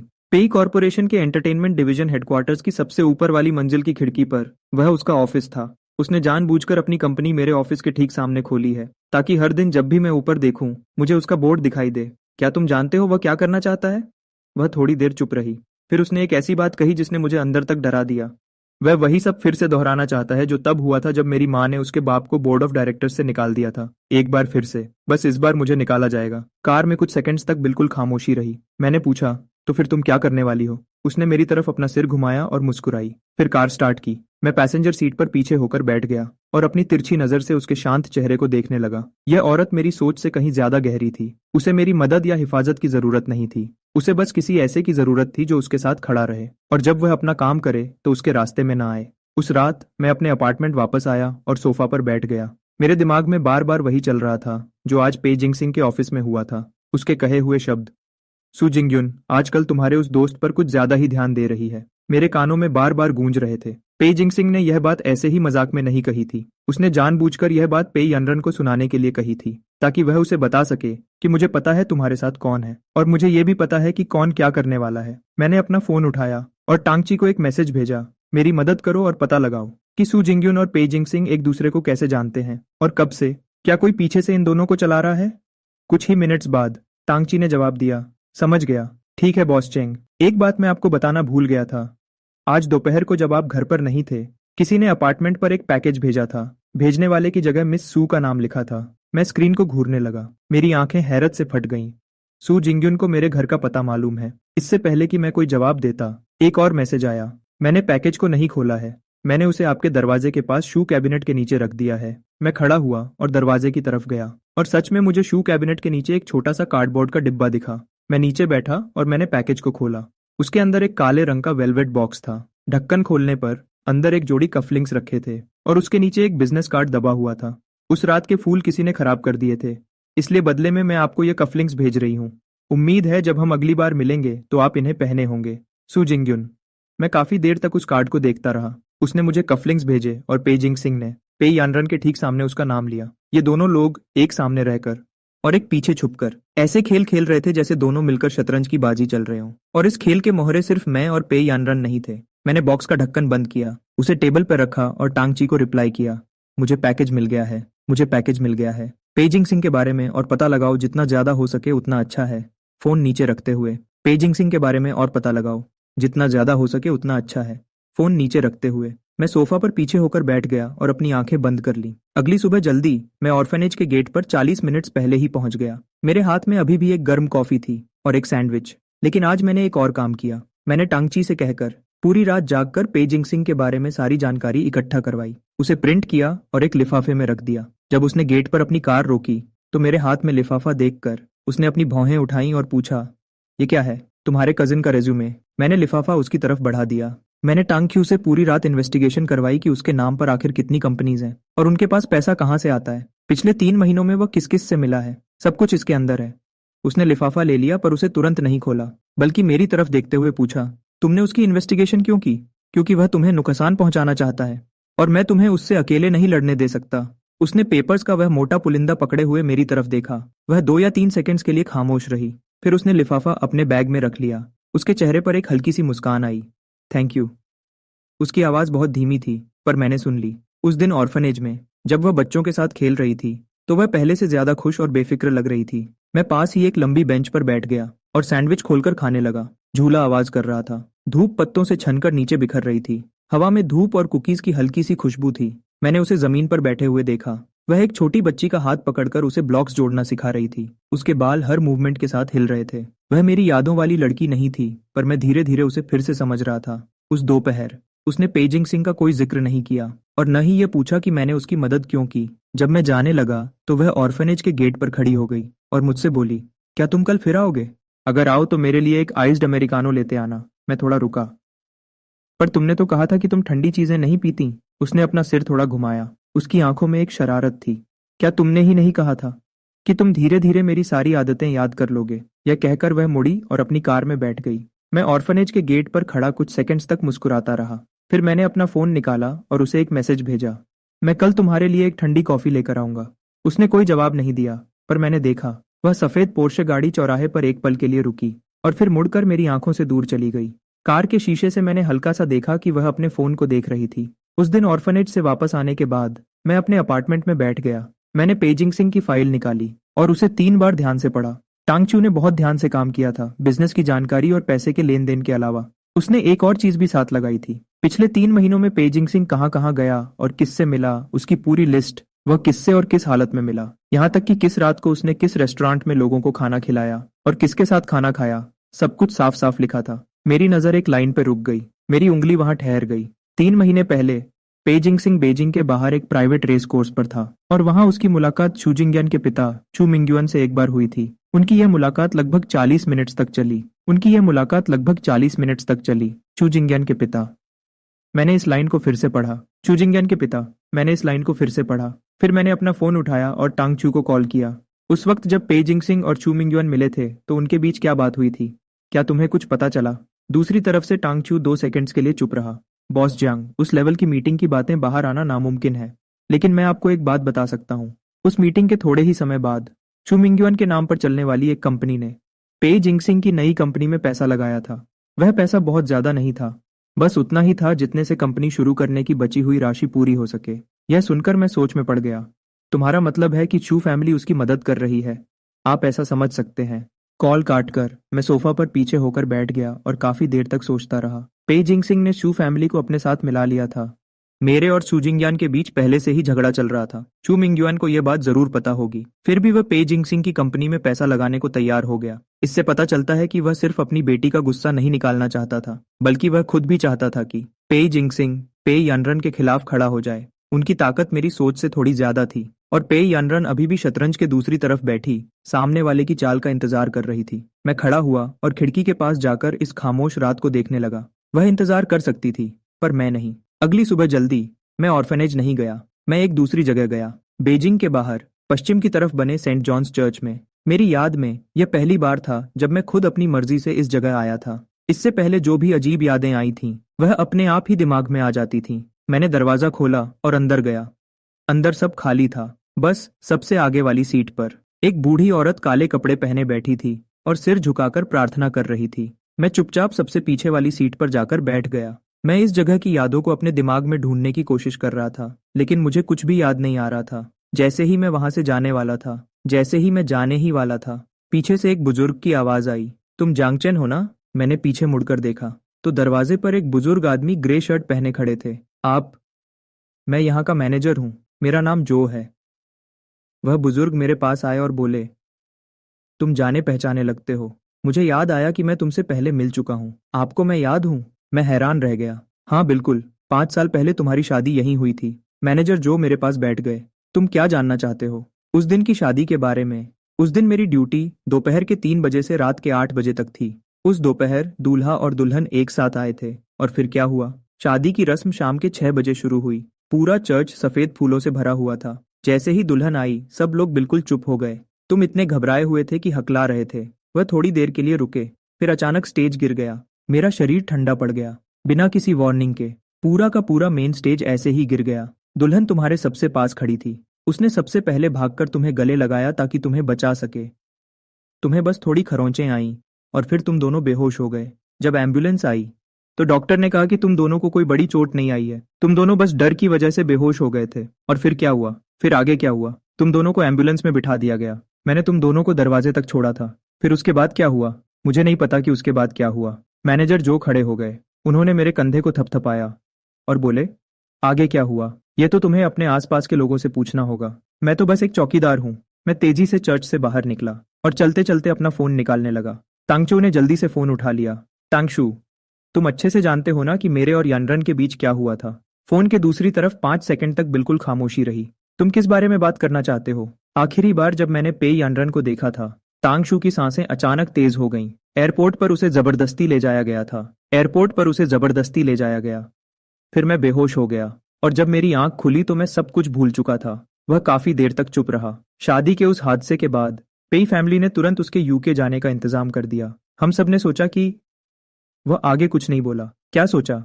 एक बेहतर जिंदगी के लिए। वह अब तुमसे कोई रिश्ता नहीं रखना चाहती थी। मैं हंसा, एक बहुत ही दर्द भरी हंसी। तुम सब ने यही सोचा, तो तुम में से किसी एक ने भी मुझे क्यों नहीं बताया? टैंगशू ने कोई जवाब नहीं दिया और मैं गुस्से में चिल्लाया, क्यों? क्योंकि कोई नहीं चाहता था कि तुम्हें और दुहक पहुंचे। उस रात तुम हॉस्पिटल में बेहोश पड़े थे और पूरी रात उसका नाम पुकार रहे थे। किसी की हिम्मत नहीं हुई कि तुम्हें उसकी याद दिलाकर फिर से रुलाए। तांगचो की आवाज भी भारी हो गई थी। मैंने एक गहरी सांस ली। तो फिर आगे क्या हुआ? कुछ दिन बाद तुम्हारे पापा तुम्हें घर ले गए और बाद में तुम्हारे पापा ने तुम्हें बताया कि पे यानरन चली गई है, वह यूके चली गई है। उस वक्त तुमने कोई रिएक्शन नहीं दिया था। डॉक्टर ने कहा कि बहुत बड़े सदमे की वजह से तुम बेहोश हो गए और सब भूल गए। अब 5 साल हो चुके हैं। मैंने अपनी आंखें जोर से बंद कर लीं। सबने मुझसे झूठ बोला। मैंने अचानक अपनी आंखें खोली और सामने सड़क की तरफ देखने लगा और गाड़ी को जांग कॉरपोरेशन की तरफ मोड़ दिया। मैंने गाड़ी की स्पीड बढ़ा दी और गाड़ी सीधे जांग कॉरपोरेशन के मेन गेट के अंदर घुस गई। रिसेप्शनिस्ट मुझे देखकर हैरान रह गई। मैं रुका नहीं, एलिवेटर में गया, दरवाजा बंद हुआ और मैंने सबसे ऊपर वाले फ्लोर का बटन दबा दिया। मैंने दरवाजा धक्का दिया और सीधे जांग जीवान के ऑफिस में घुस गया। आपने मुझसे झूठ बोला, सबने मुझसे झूठ बोला और मुझे बिल्कुल अंधेरे में रखा। मेरे पापा अपनी डेस्क के पीछे बैठकर कुछ पेपर्स देख रहे थे। उन्होंने सिर उठाकर मुझे देखा, उनके हाथ का पेन रुक गया। आ चेन, तुम यहाँ क्यों आए हो? मैं बैठा नहीं, मैंने सीधे अपनी आवाज ऊंची की।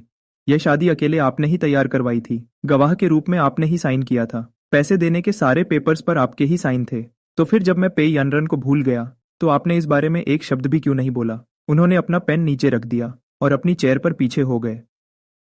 तो अब तुम्हें सब पता चल गया है। जांग जीवन ने थोड़ी देर के लिए अपनी आंखें बंद की। शादी के उस हादसे के बाद उस लड़की को तुरंत प्लेन में बिठा दिया गया था। उसकी माँ खुद लोगों को लेकर आई थी उसे ले जाने के लिए। मैंने सोचा कि उसने एक बेहतर जिंदगी को चुना है। तुम्हारे बदले जब तुम होश में आए तुम्हें कुछ भी याद नहीं था। डॉक्टर ने कहा कि सदमे की वजह से तुम्हारी याददाश्त चली गई है। मुझे लगा कि यह तुम पर ऊपर वाले का रहम था। रहम? मेरी आवाज में गुस्सा साफ दिख रहा था। तुम किसी की 5 साल की कुर्बानी को धोखा समझते हो। उसने जैन कॉरपोरेशन को बचाने के लिए खुद यूके जाने का फैसला किया था। तुम्हारे करियर में जिसने भी तुम्हारी मदद की वह सब उसकी वजह से ही हुआ था। तुम सबको लगा कि उसने मुझे छोड़ दिया, लेकिन सच तो यह है कि वह तुम्हारे लिए इस पूरे परिवार को संभाल रही थी। ऑफिस का दरवाजा खुला। सोंग हुईलान दरवाजे पर खड़ी थी और मेरे चेहरे को देखकर उसने तुरंत अपने हाथ का टीकप नीचे रख दिया। आ चेन, शांत हो जाओ। माँ। और जब तुमने उसे देखा तो तुम्हारी हंसी रुक गई। तुम्हारा बात करने का तरीका पोलाइट था लेकिन पराया जैसा था, जैसे तुम किसी अनजान इंसान से मिल रहे हो। क्या तुम्हें शर्म नहीं आती? यनरन सब कुछ छोड़कर चली गई और तुम बेहोश पड़े उसका नाम चिल्ला रहे थे। मुझे पे यनरन से नफरत थी क्योंकि उसने तुम्हें छोड़ दिया था। मैंने पूरे 5 साल तक उससे नफरत की है। उसने मुझे नहीं छोड़ा। उसे उसकी अपनी माँ जबरदस्ती अपने साथ ले गई थी। उस दिन एयरपोर्ट पर उसने पीछे मुड़कर चिल्लाते हुए मुझसे उसका इंतजार करने को कहा था, लेकिन उसे घसीटकर प्लेन में बिठा दिया गया। मैंने अपनी आंखों से उसे जाते हुए देखा था और जब मैं होश में आया तो मुझे कुछ भी याद नहीं था। सोंग हुइलिन की आंखों में डर साफ दिखने लगा। जिसे तुम सब धोखा समझ रहे थे वह असल में उसकी कुर्बानी थी। उसने 5 साल तक यूके में तुम्हारे लिए सब कुछ झेला और तुमने 5 साल तक उससे नफरत की। और मेरे पास तो नफरत करने का मौका भी नहीं था क्योंकि मैं तो उसका नाम तक भूल गया था। जांग जीवान ने डेस्क के कोने को जोर से पकड़ लिया। उसके हाथ की उंगलियां पीली पड़ने लगीं। वहां की खामोशी बहुत भारी लग रही थी। तांगशू दरवाजे के बाहर खड़ा था। उसकी अंदर आने की हिम्मत नहीं हो रही थी, लेकिन उसकी आंखें लाल हो चुकी थीं। मैंने अपना सिर घुमाकर उसकी तरफ देखा। तांगशू ने एक गहरी सांस ली। शादी के उस हादसे के बाद तुम्हें और पे यानरन दोनों को एम्बुलेंस में ले जाया गया था। बेहोश होने के बाद भी उसने तुम्हारा हाथ जोर से पकड़ रखा था और छोड़ा नहीं। हॉस्पिटल पहुंचने तक उसने तुम्हारा हाथ नहीं छोड़ा। तुम्हें सिर्फ हल्की खरोंचें आई थीं और तुम जल्दी ही होश में आ गए थे, लेकिन उसे तुमसे बहुत ज्यादा चोट आई थी। उस रात तुम पूरी रात जागते रहे और उसके बेड के पास बैठे रहे। जब उसे होश आया तो तुम दोनों ने एक दूसरे को बहुत देर तक गले लगाया। फिर उसकी माँ कुछ लोगों को लेकर आई और सीधे हॉस्पिटल के अंदर आकर उसे जबरदस्ती अपने साथ ले गई। फिर तुम उनके पीछे पीछे एयरपोर्ट तक भागे। उसके बाद क्या हुआ ये तो तुम जानते ही हो। हम सबको लगा कि अब वह तुम्हें नहीं चाहती। किसी की हिम्मत नहीं हुई कि तुम्हें उसकी याद दिलाए। हम तो बस तुम्हें बचाना चाहते थे, मुझे बचाना चाहते थे। मेरी आवाज रोने जैसी हो गई। जिस इंसान को तुमने बचाया वह सब कुछ भूल चुका था, जबकि वह वहां अकेली इस भूलने वाले इंसान की जगह 5 साल तक सब कुछ अकेले झेल रही थी। चैन। मैं घूमा और दरवाजे की तरफ चलने लगा। सोंग हुइलिन ने मुझे रोकने के लिए हाथ आगे बढ़ाया, लेकिन मैंने उसे इग्नोर किया और सीधा बाहर निकल गया। कार तेजी से जायोन कॉरपोरेशन के गेट से बाहर निकली। मैंने टैंगशू को कॉल किया, पता करो कि वह इस वक्त कहाँ है। बॉस, पे यनरन इस वक्त ऑर्फनेज में है। मैंने कार का स्टीयरिंग व्हील घुमा दिया और स्पीड बढ़ाकर सीधा ऑर्फनेज की तरफ निकल गया। मेरे फोन पर एक मैसेज आया जो टांगचू का था। मैंने उस पर एक नजर डाली और स्क्रीन बंद कर दी। इस वक्त मैं सिर्फ एक ही जगह जाना चाहता था। जब मैंने उसे ऑर्फनेज में ढूंढ लिया तो वह घास पर बैठकर एक छोटी लड़की के बाल बना रही थी। जब उसने मुड़कर मुझे देखा तो एक पल के लिए उसकी स्माइल रुक गई। फिर उसने खुद को संभाला और वैसा ही चेहरा बना लिया जिसे देखने की मुझे आदत थी। तुम यहाँ क्यों आए हो? मैं अपने पापा से मिलने गया था। उसने कुछ नहीं कहा, लेकिन उसकी आंखें थोड़ी नम हो गईं। 5 साल पहले मेरे पापा को लगा कि तुमने मुझे छोड़ने का फैसला किया है, इसलिए उन्होंने 5 साल तक यह बात मुझसे छुपाई। मेरी माँ ने भी 5 साल तक तुमसे नफरत की। यनरन की आंखें नम हो गईं। आखिरकार तुम्हें पता चल ही गया। उसकी आंखें लाल थीं, जैसे वह अपने आंसू रोकने की कोशिश कर रही हो। यूके में मैं हर रोज तुम्हारे शो के वीडियो देखती थी। तुमने वियना के गोल्डन हॉल में ओल्ड ड्रीम्स बजाया था। वह गाना मैंने ही चुना था। 5 साल बीत गए हैं। मैंने तुम्हारी जवानी के सबसे खूबसूरत 5 साल खो दिए। मैंने उस लड़की को जोर से गले से लगा लिया। बहुत देर बाद उसने ऊपर देखा। 5 साल पहले तुमने मुझसे कहा था कि इस जिंदगी में तुम सिर्फ मुझसे शादी करोगे। मैंने इस बात को 5 साल तक अपने दिल में संभाल कर रखा। क्या तुम यह भी भूल गए हो? पुरानी यादें तेजी से मेरे दिमाग में आने लगीं। चर्च के अंदर मैं इतना नर्वस था कि ठीक से बोल भी नहीं पा रहा था। वह व्हाइट वेडिंग ड्रेस पहनकर बाहर आई और सब लोग बिल्कुल शांत हो गए। मुझे याद आया मैंने कहा था तुम ही मेरी जिंदगी का सच्चा प्यार हो। इस जन्म में अगर तुम नहीं तो मैं किसी और से शादी नहीं करूंगी। वह मुस्कुराई और उसकी आंखें खुशी से थोड़ी बंद सी हो गईं और फिर उसने मुझे किस किया, बहुत धीरे से, बस एक पल के लिए। मैंने उसे जोर से पकड़ा और जवाब दिया, यनरन, मुझे फिर से छोड़कर मत जाना। हम पूरी जिंदगी एक साथ रहेंगे, ठीक है? उसने अपना चेहरा मेरी गर्दन के पास छुपा लिया। उसकी आवाज दबी हुई थी। मैंने तुम्हारे इस बात को कहने का 5 साल तक इंतजार किया है। मेरा फोन वाइब्रेट हुआ। यह टांगच्यू का एक मैसेज था। बॉस जियांग, पेई जिंगसिंग का खरीदने का प्रपोजल अब ऑफिशियली जांच के प्रोसेस में चला गया है। लगता है यूएन ने और ज्यादा पैसा लगाया है, पहले से 3 गुना ज्यादा। पेस कल्चर एंड टूरिज्म आज दोपहर को एक अर्जेंट बोर्ड मीटिंग करने वाला है। उसने अपना सिर मेरे कंधे से उठाया और फोन की स्क्रीन को देखा। पेई जिंगसिंग अब बेचैन हो रहा है। 3 गुना ज्यादा पैसा लगाना, यह दिखाता है कि या तो उसने किसी बड़े मददगार को ढूंढ लिया है या फिर वह ऑफिशियल जांच से पहले मामले को उलझाना चाहता है। उसने मेरी शर्ट को छोड़ दिया और मेरी तरफ देखते हुए पूछा, तुम्हें कैसे पता? पेई जिंगसिंग की जो फाइल तुम्हें दी गई थी, मैंने भी उसकी एक कॉपी अपने पास रख ली थी। मैंने पिछले 2 दिनों में उसे अच्छे से पढ़ा है। वह एक सेकंड के लिए हैरान रह गई। और फिर जोर से हंस पड़ी। तुम कब से इतने एक्टिव हो गए? उसी दिन से, जब तुमने कहा था कि कल सुबह 10 बजे। उसके चेहरे पर फिर से मुस्कुराहट आई, लेकिन इस बार यह कोई आम मुस्कुराहट नहीं थी, बल्कि इसमें एक पक्का यकीन था, जैसे उसने आखिरकार किसी बात को कंफर्म कर लिया हो। अगले हफ्ते की बोर्ड मीटिंग के लिए मेरे पास एक प्लान है, लेकिन अभी के लिए उसने अपना हाथ आगे बढ़ाया और मेरी उंगलियों को पकड़ लिया, उन्हें बहुत जोर से पकड़ते हुए। बिल्कुल 5 साल पहले हॉस्पिटल की तरह, मेरा हाथ जोर से पकड़े हुए बिना छोड़े। अभी के लिए मैं बस तुम्हारे साथ रहना चाहती हूँ। उसके हाथ ने मेरे हाथ को जोर से पकड़ रखा था। वह छोड़ नहीं रही थी और मैंने भी नहीं छोड़ा। उस शाम उसने मुझे ऑर्फेनेज के सामने एक बेंच पर बैठने के लिए खींचा। पेई जिंगसिंग उस अर्जेंट बोर्ड मीटिंग में मामले को उलझाना चाहता है, तो मैं उसे उसी दलदल में डूबा दूंगी। छोटी कंपनी को खरीदना तो उसका बस पहला कदम है। उसका असली मकसद पेस कल्चर एंड टूरिज्म पर कब्जा करना है। तुम्हें इतना यकीन कैसे है? उसने ठीक मेरे सामने एक कंपनी खोली है। जो इंसान बस एक छोटी कंपनी खरीदना चाहता है, वह वहां ऑफिस खोलने के लिए इतना ज्यादा रेंट खर्च नहीं करेगा। वह जंग का ऐलान कर रहा है, कोई बिजनेस नहीं। तुम उसे सबके सामने कैसे लाओगी? लड़की ने धीरे से अपना सिर हिलाया। मैं उसे एक्सपोज नहीं करूंगी। मैं उसे खुद ही अपनी सच्चाई सामने लाने दूंगी। तांगशू ने जो फाइल तुम्हें दी थी, क्या वह अभी भी तुम्हारे पास है? मैंने हाँ में सिर हिलाया।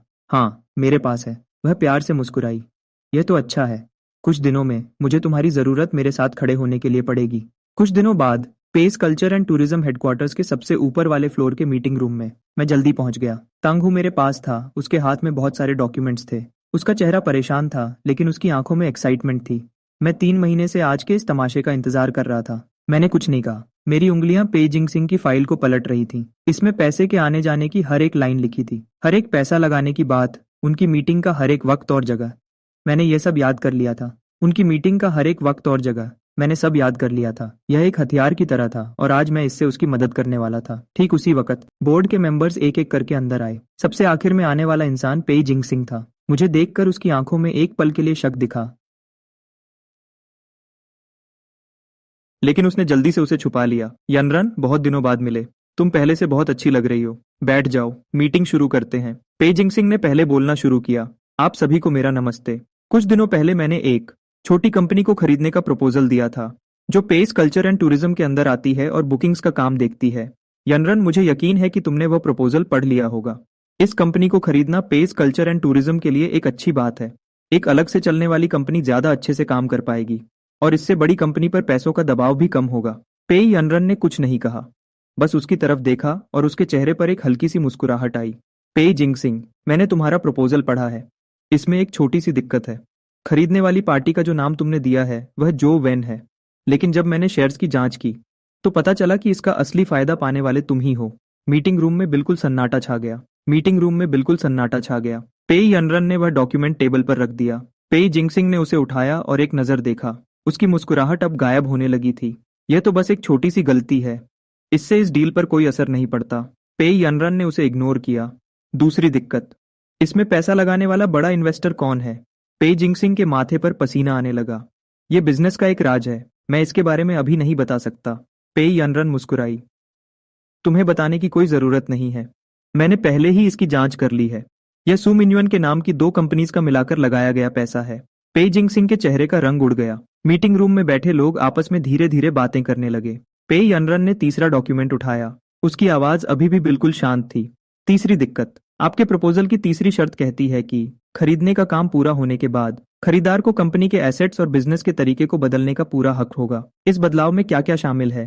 पे जिंगसिंग ने कोई जवाब नहीं दिया। मीटिंग रूम में बिल्कुल सन्नाटा छा गया। मैं एक तरफ खड़ा होकर चुपचाप यह सब देख रहा था। वह इस छोटी कंपनी को खरीदना नहीं चाहता था।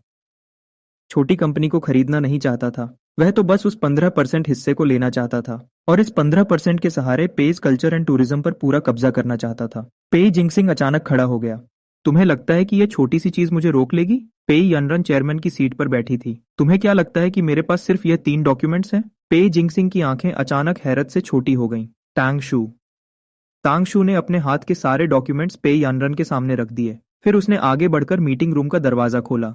दरवाजे के बाहर 2 लोग खड़े थे, एक लॉयर और एक ऑडिटर। पिछले हफ्ते से ही उन्होंने शुरू कर दिया था आपकी कंपनी की पूरी जांच करना। जांच में पैसे के लेन देन में गड़बड़ी मिली है। असली मालिक ने खरीदने की शर्तें छुपाई हैं और गलत तरीके से कब्जा करने की कोशिश की गई है। और एक और बात। वह रुकी और उसने मेरी तरफ देखा। मैं चलकर पे यानरन के पास गया और पे जिंगसिंग के चेहरे से मुस्कुराहट बिल्कुल गायब हो गई। जब तुमने मेरे पापा को बोर्ड से निकाला था तब मैंने तुमसे कहा था आज नहीं तो कल तुम्हें इसकी कीमत चुकानी पड़ेगी।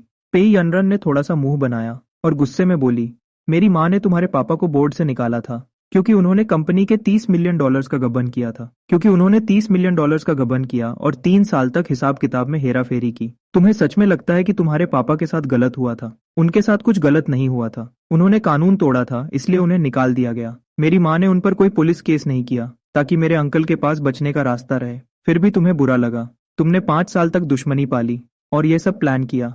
तो अब मैं तुम्हें बता रही हूँ, तुमने जो कुछ भी किया वह सब बेकार है। पे जिंगसिंग की आंखें अचानक हैरत से फट गईं। तुम्हें कैसे पता चला? जब मेरी माँ ने बोर्ड के लोगों को निकाला था, उन्होंने जांच के सारे रिकॉर्ड्स छोड़ दिए थे। मैंने वो सारे रिकॉर्ड्स पढ़े हैं। वह बोर्ड के बाकी लोगों की तरफ मुड़ी।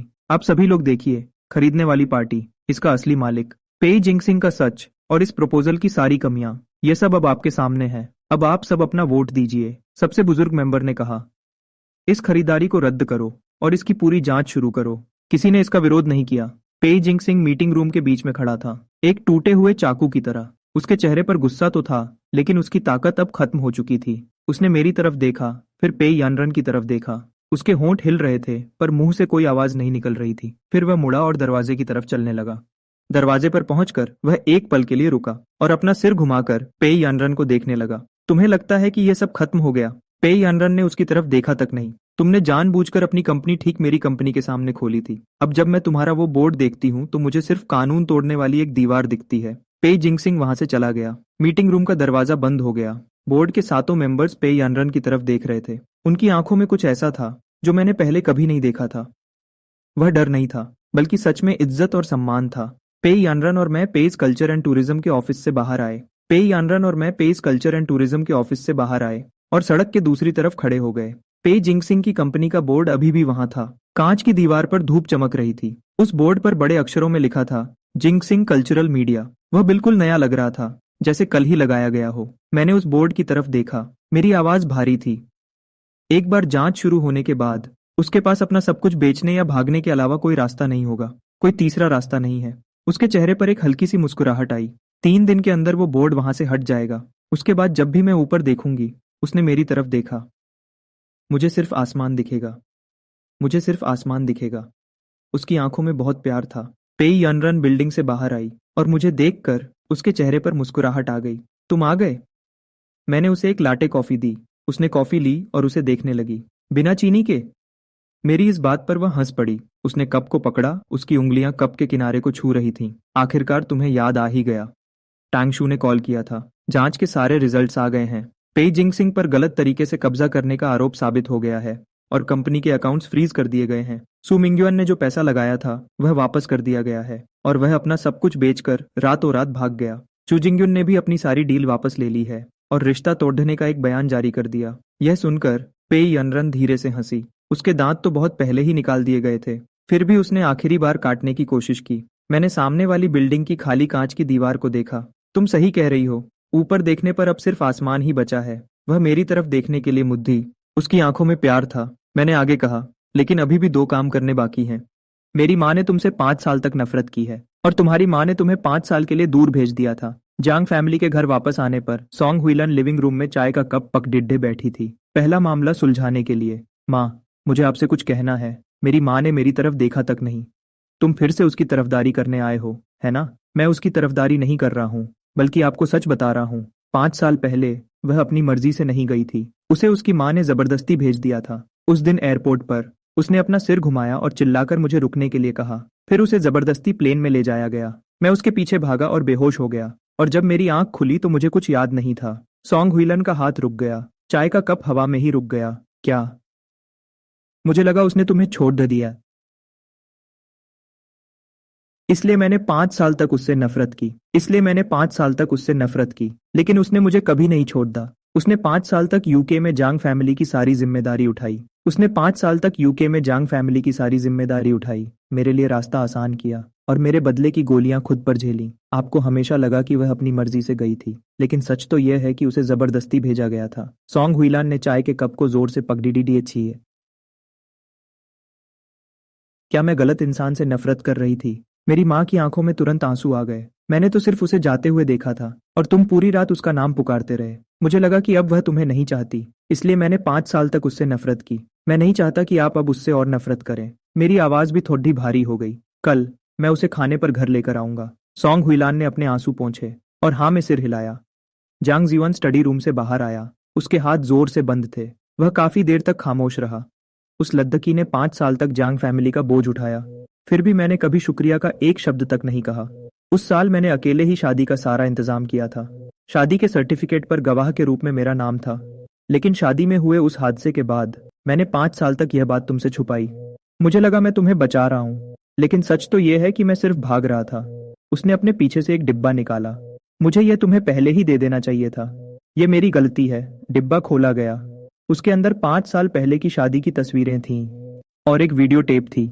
टेप के कवर पे लिखा था जून 8, सेंट जॉन्स चर्च। टेप को प्लेयर में डाला गया। स्क्रीन पर उसने सफेद रंग की शादी की ड्रेस पहनी हुई थी, हाथ में लिलीज का गुलदस्ता लिए वह धीरे धीरे मेरी तरफ बढ़ा रही थी। वीडियो में मैं इतना नर्वस था कि हकला रहा था। मुझे कबूल है। पूरा हॉल हंस पिटीडिडा, और वह भी हंसी। फिर वह मेरी तरफ भागी और मेरे गले लग गई। पूरे हॉल में तालियों की गूंज उठ गई। स्क्रीन पर मैं बस उसे पगडिड्डे हुए पागलों की तरह मुस्कुरा रहा था। मेरे आंसू बह निकले। पुरानी यादें ताजा हो गईं, लेकिन इस बार वे टूटे हुए टुकड़े नहीं थे, बल्कि एक पूरी कहानी थी। जो याद अंदर कहीं बंद थी, वह अब खुल चुकी थी। दोपहर को पे यनरन को एक फोन कॉल आया। वह 2 सेकंड के लिए रुक गई, फिर उसने जल्दी से फोन उठाया। मैंने देखा कि बोर्ड मीटिंग में क्या हुआ। तुमने उससे भी बेहतर किया जो मैंने उस वक्त किया था। 5 साल पहले जब मैं तुम्हें दूर ले गई थी, मुझे लगा मैं तुम्हें बचा रही हूँ। तुम्हारे यूके के 5 साल, वे सारे रास्ते जो मैंने तुम्हारे लिए बनाए थे, तुमने उन सबको अपनी कामयाबी की सीढ़ी ही बना लिया। वह लद्द का जांगचैन। पहले मुझे लगा कि वह तुम्हारे लायक नहीं है, लेकिन इन 5 सालों में मुझे बहुत सी बातें समझ आई हैं। मैं जानती हूँ कि तुमने इस आदमी को खुद चुना है। अब तुम्हें कोई नहीं रोक सकता। पे यनरन की आवाज थोड़ी कांपने लगी। माँ, आखिरकार आपने ये कह ही दिया। दूसरी तरफ से उसकी माँ थोड़ी देर के लिए रुकी। मुझे तुमसे सिर्फ माफी ही नहीं मांगनी, माफी। अब से तुम पे कॉरपोरेशन के सारे फैसले खुद लोगी। मैं अब तुम्हारे लिए कोई फैसला नहीं करूंगी। तुमने साबित कर दिया है कि तुम मुझसे भी बेहतर कर सकती हो। पे यानरन ने फोन रख दिया और काफी देर तक खिड़की के पास खड़ी ही होकर बाहर देखती रही। मैं अंदर गया और उसे पता भी नहीं चला। काफी देर बाद जब वह मुद्दी और मुझे देखा तो वह मुस्कुरा दी। मेरी माँ ने कहा कि तुम बिल्कुल मेरे लायक हो। उन्होंने यह भी कहा कि वह अब मेरे लिए कोई फैसला नहीं करेंगी। उन्होंने कहा कि मैं उनसे भी बेहतर कर सकती हूँ। मैं उसके पास गया और उसे अपने गले से लगा लिया। उसने इस एक बात के लिए 5 साल इंतजार किया था। यह किसी भी माफी से कहीं ज्यादा बढ़कर था। अगले दिन मैं पे यानरन को जियांग फैमिली के घर लेकर आया। सोंग हुइलन दरवाजे पर खड़ी रिधी थी और पे यानरन को ध्यान से देख रही थी। यानरन, मैंने 5 साल तक तुमसे नफरत की। मुझे लगा तुम चली गई और अब तुम्हें आहचैन नहीं चाहिए, लेकिन ऑर्चन ने मुझे बताया कि एयरपोर्ट पर तुमने पीछे मुड़कर उसे रुकने के लिए जोर से आवाज दी थी। सोंग हुइलिन ने आगे बढ़कर पे यानरन का हाथ पकड़ा। यानरन, मुझसे गलती हो गई। तुमने पिछले 5 साल से बहुत दुख झेला है, और इसमें थोड़ी गलती मेरी भी थी। मुझे नहीं पता था कि तुम उसके लिए रास्ता बना रही थी। मुझे माफ कर दो। पे यानरन के आंसू चुपचाप बहने लगे। यनरन, मुझे तुम दोनों की शादी करवानी है। जो शादी मैंने 5 साल पहले तय की थी वह पूरी नहीं हो पाई थी। मुझे इसे फिर से करवाने दो। इस बार सब कुछ बिल्कुल सही होगा, ठीक है? सेंट जॉन्स चर्च में शादी के दिन ओल्ड जो दरवाजे पर खड़े होकर हमें अंदर आते हुए देख रहे थे। आखिरकार तुम दोनों वापस आ ही गए। मैं यहाँ 5 साल से इंतजार कर रहा हूँ। हर रोज दरवाजा खोलने से पहले मैं ऊपर ठीक किए गए ऑल्टर की तरफ देखता था। हमेशा यही सोचता था कि एक दिन तुम दोनों जरूर वापस आओगे। मैं स्टेज पर खड़ा था। मेरी आवाज घबराहट की वजह से दबी जा रही थी। 5 साल पहले मैं इतना घबराया हुआ था कि बोल भी नहीं पा रहा था। इस बार मेरे पास कहने के लिए सिर्फ एक बात है, पे यनरन। इस जिंदगी में अगर तुम नहीं तो मैं किसी और से शादी नहीं करूंगा। इस बार मैं किसी को भी तुम्हें मुझसे दूर नहीं करने दूंगा। वह मुस्कुराई और उसकी आंखों में आंसू थे जो उसकी मुस्कुराहट के साथ बह रहे थे। मेरे पास भी कहने के लिए सिर्फ एक बात है, आचेन। मैंने 5 साल तक तुम्हारा इंतजार किया है। अब आखिरकार मुझे और इंतजार नहीं करना पड़ेगा। यह कहने के बाद हम दोनों ने एक दूसरे को अंगूठी पहनाई। वह तय अंगूठी जो 5 साल पहले एक दूसरे को नहीं पहनाई जा सकी थी, वह आखिरकार आज पहना दी गई। सॉन्ग वायलेंट स्टेज के नीचे बैठी थी। उसके चेहरे से लगातार आंसू बह रहे थे, लेकिन उसके चेहरे पर मुस्कुराहट 5 साल पहले से कहीं ज्यादा सच्ची थी। पे यानरन की माँ दूसरी तरफ की बेंच पर बैठी थी, बिना एक भी शब्द बोले, बस चुपचाप अपनी बेटी को सफेद शादी के जोड़े में देख रही थी। मैंने उसका हाथ पकड़ा। अब जब तुम ऊपर देखती हो तो तुम्हें क्या दिखता है? उसने ऊपर देखा, सामने आसमान की तरफ निगाह की, और हमारा आने वाला खुशहाल कल भी। शादी के बाद हमारी पहली सुबह। मेरी आंख खुली और मैं उठ गया। पर्दे से छनकर धूप कमरे में आ रही थी। मैंने पास में हाथ बढ़ाया। बेड का दूसरा हिस्सा खाली था। मैं घबरा गया। मैं तुरंत उठा और नंगे पैर बेडरूम से बाहर भागा। लिविंग रूम या किचन में कोई नहीं था। जब तक मैंने बालकनी की तरफ नहीं देखा, वह वहां एक चेयर पर बैठी थी। सुबह की धूप उसके बालों पर चमक रही थी। उसके हाथ में गर्म पानी का ग्लास था और वह चुपचाप दूर देख रही थी। मैं उसके पास गया और उसे पीछे से गले लगा लिया। तुमने तो मुझे डरा ही दिया था। मेरी इस अचानक हरकत पर वह हंस पड़ी और पीछे होकर मुझसे लिपट गई। मुझे बस जल्दी उठने की आदत है। यूके में 5 साल तक मैं हर रोज ऐसे ही जल्दी उठती थी। इतना जल्दी क्यों उठती थी? तुम्हारा इंतजार करने के लिए। मेरा इंतजार किस लिए? तुम्हारे शो के वीडियोस आने का इंतजार करने के लिए, तुम्हारे नए एल्बम के आने का इंतजार करने के लिए, तुम्हारे ओल्ड ड्रीम्स बजाने का इंतजार करने के लिए। वह थोड़ी देर के लिए रुकी। उसकी आवाज बिल्कुल धीमी हो गई। हर रोज उठते ही सबसे पहले मैं ये देखती थी कि तुम कहाँ हो। ये बातें सुनकर मेरे दिल में सच में दर्द हुआ, लेकिन मुझे अंदर से बहुत अच्छा भी लगा। पिछले 5 साल से वह हर रोज उठते ही मुझे ढूंढती थी, जबकि मुझे उसका नाम तक याद नहीं था। मैं थोड़ा झुका और उसके सिर पर किस किया। अब से उठते ही सबसे पहले तुम्हें मुझे ढूंढना नहीं पड़ेगा, क्योंकि मैं हमेशा तुम्हारे ठीक पास ही सोया रहूंगा। उसने कुछ नहीं कहा, लेकिन उसने मेरी आस्तीन को जोर से पकड़ लिया और धीरे से हाँ कहा। इन द किचन मैंने उसके लिए एक बोल दलिया बनाया। उसने बोल पकड़ा और धीरे धीरे एक एक चम्मच खाने लगी। और मुझे अचानक चीचिनवान की कही हुई बात याद आई कि यूके में उसे जिंदा रहने के लिए लंबे समय तक ग्लूकोज चढ़वाना पड़ता था। मैं उसे दलिया खाते हुए देख रहा था। मेरा दिल दुख और प्यार से भर गया। धीरे धीरे खाओ, कोई जल्दी नहीं है। उसने ऊपर मेरी तरफ देखा और उसके चेहरे पर एक हल्की सी मुस्कुराहट आ गई। जब तुम मुझे ऐसे देख रहे हो तो मैं जल्दी कैसे कर सकती हूँ? ठीक है, मैं नहीं देखूंगा। मैंने अपना चेहरा घुमाया जैसे मैं खिड़की से बाहर देख रहा हूँ, लेकिन मैं अपनी तिरछी नजर से उसे ही देख रहा था। उस शाम दलिया खत्म करने के बाद उसने सुकून की सांस ली। मेरा फोन बजा। यह टैंगचू का मैसेज था। चैन भाई, बहुत बहुत बधाई हो। बधाई हो। शादी की बहुत मुबारकबाद। क्या तुम उठ गए? क्या कल रात अच्छी नींद आई? मिस पे का मूड कैसा है? तुम दोनों ने नाश्ते में क्या खाया? मैंने एक भी मैसेज का जवाब नहीं दिया। अगला मैसेज तुरंत बाद आया। ठीक है बॉस जांग, अगले वेंसडे को आपका एक और परफॉर्मेंस है शंजन में। बेडीडी बेटी पे ने पहले ही 3 साल के लिए आपका पूरा स्केड्यूल बुक कर लिया था। अब जब आप दोनों की शादी हो गई है तो क्या इस परफॉर्मेंस स्केड्यूल में कोई बदलाव करना है? मैंने फोन पे यानरन को दे दिया। तुमने 3 साल के लिए मेरे सारे परफॉर्मेंसेस बुक किए हैं। अब हम क्या करें? उसने मैसेज की तरफ देखा और हंस पुडी। तुम्हारी पत्नी ने तुम्हारे शोज के लिए पैसे दिए हैं? क्या तुम पैसे वापस मांग रहे हो? मैंने मजबूरी में कहा। तो क्या अब मैं ऐसे ही तुम्हारे सहारे रहूंगा? उसने अपनी आईब्राउ उठाकर मेरी तरफ देखा। उसकी आंखों में एक हल्की सी शरारत थी। पहले मैंने तुमसे ओल्ड ड्रीम्स बजवाने के लिए 5.2 मिलियन युआन खर्च किए थे। अब मैंने पूरे 3 साल के लिए तुम्हारे साथ कॉन्ट्रैक्ट कर लिया है। बताओ, ये अच्छी डील है या नहीं? 3 साल में टोटल कितने शोज हैं? उसने अपने दिमाग में हिसाब लगाया। लगभग 40 से ज्यादा शोज। हर शो के हिसाब से $150,000 से भी कम। तुम्हारी बुकिंग फीस बरच गई है, लेकिन मैंने पहले ही खरीद लिया था। Early bird price. तुमने ये बिजनेस की बातें कब से सीख ली? यूके में सीखी थी। और कहाँ? मुझे एक कंपनी चलानी थी, इसलिए मुझे हिसाब लगाना सीखना पिडिड्डा। वह एक पल के लिए रुकी। उसकी आवाज नर्म हो गई। लेकिन मैंने खुद उन सारे परफॉर्मेंसेस को चुना था। हर स्टेज की जगह से लेकर हर एक गाने की लिस्ट तक, यहाँ तक कि ऑडियंस के बैठने की जगह तक, मैंने सब कुछ खुद चेक किया था। तुमने सब खुद चेक किया था? हाँ, जब मैं यूके में थी, हर परफॉर्मेंस से पहले मुझे वहाँ की एक रिपोर्ट मिलती थी, ये चेक करने के लिए कि साउंड सिस्टम, लाइटिंग और सेफ्टी का सब इंतजाम ठीक है या नहीं। मेरे साइन करने से पहले उसने मेरी तरफ देखा, उसकी आवाज़ फिर से हल्की हो गई। मैं तुम्हारे साथ स्टेज पर तो नहीं जा सकती थी, लेकिन मैं ये ध्यान रख सकती थी कि जब तुम स्टेज पे खड़े हो तो तुम्हारे आसपास की हर चीज बिल्कुल परफेक्ट हो। पिछले 3 साल में 40 से ज्यादा परफॉर्मेंसेस। मुझे लगा कि ये सब किस्मत की वजह से था, लेकिन पता चला कि हर स्टेज के पीछे कोई मेरे लिए लाइट की एक एक केबल चेक कर रहा था, स्पीकर्स का एक एक स्क्रू चेक कर रहा था। तो तुम उस वक्त मुझसे मिलने क्यों नहीं आई? उसने अपना हाथ आगे बढ़ाया और मेरे चेहरे को प्यार से छुआ। उस वक्त मेरी माँ तुम्हें नहीं समझती थी। जंग फैमिली की मदद करने के लिए उनकी एक शर्त थी कि मुझे तुमसे मिलने की इजाजत नहीं होगी। मेरा दिल भर आया और मैंने उस लद्दकी को कस के गले से लगा लिया। ठीक उसी वक्त टैंगचू का एक और मैसेज आया।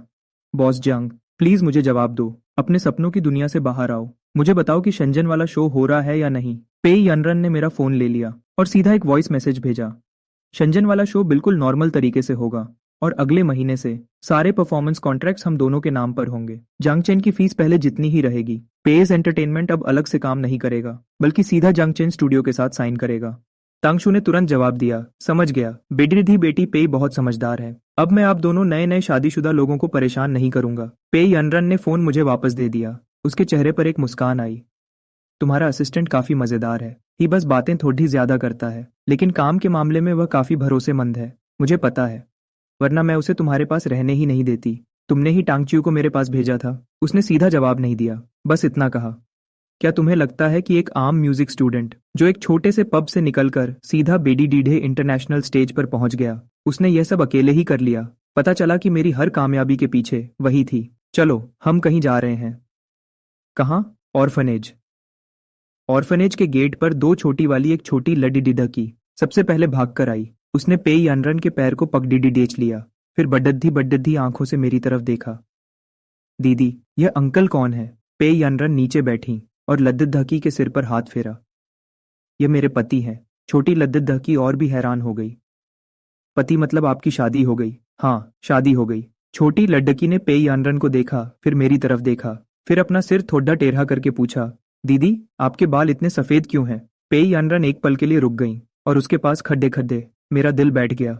उसने मुस्कुराकर जवाब दिया, क्योंकि मैंने किसी का बहुत लंबा इंतजार किया है, इसलिए फिक्र करते करते मेरे बाल सफेद हो गए। छोटी लड्डकी ने बड़ी समझदारी से कहा, तो अब से आपको और इंतजार करने की जरूरत नहीं है। वह तो पहले से ही आपके पास हैं, तो आपके बाल फिर से काले हो जाएंगे ना? शायद ये मेरे बाल फिर से काले करने में मेरी मदद करेंगे।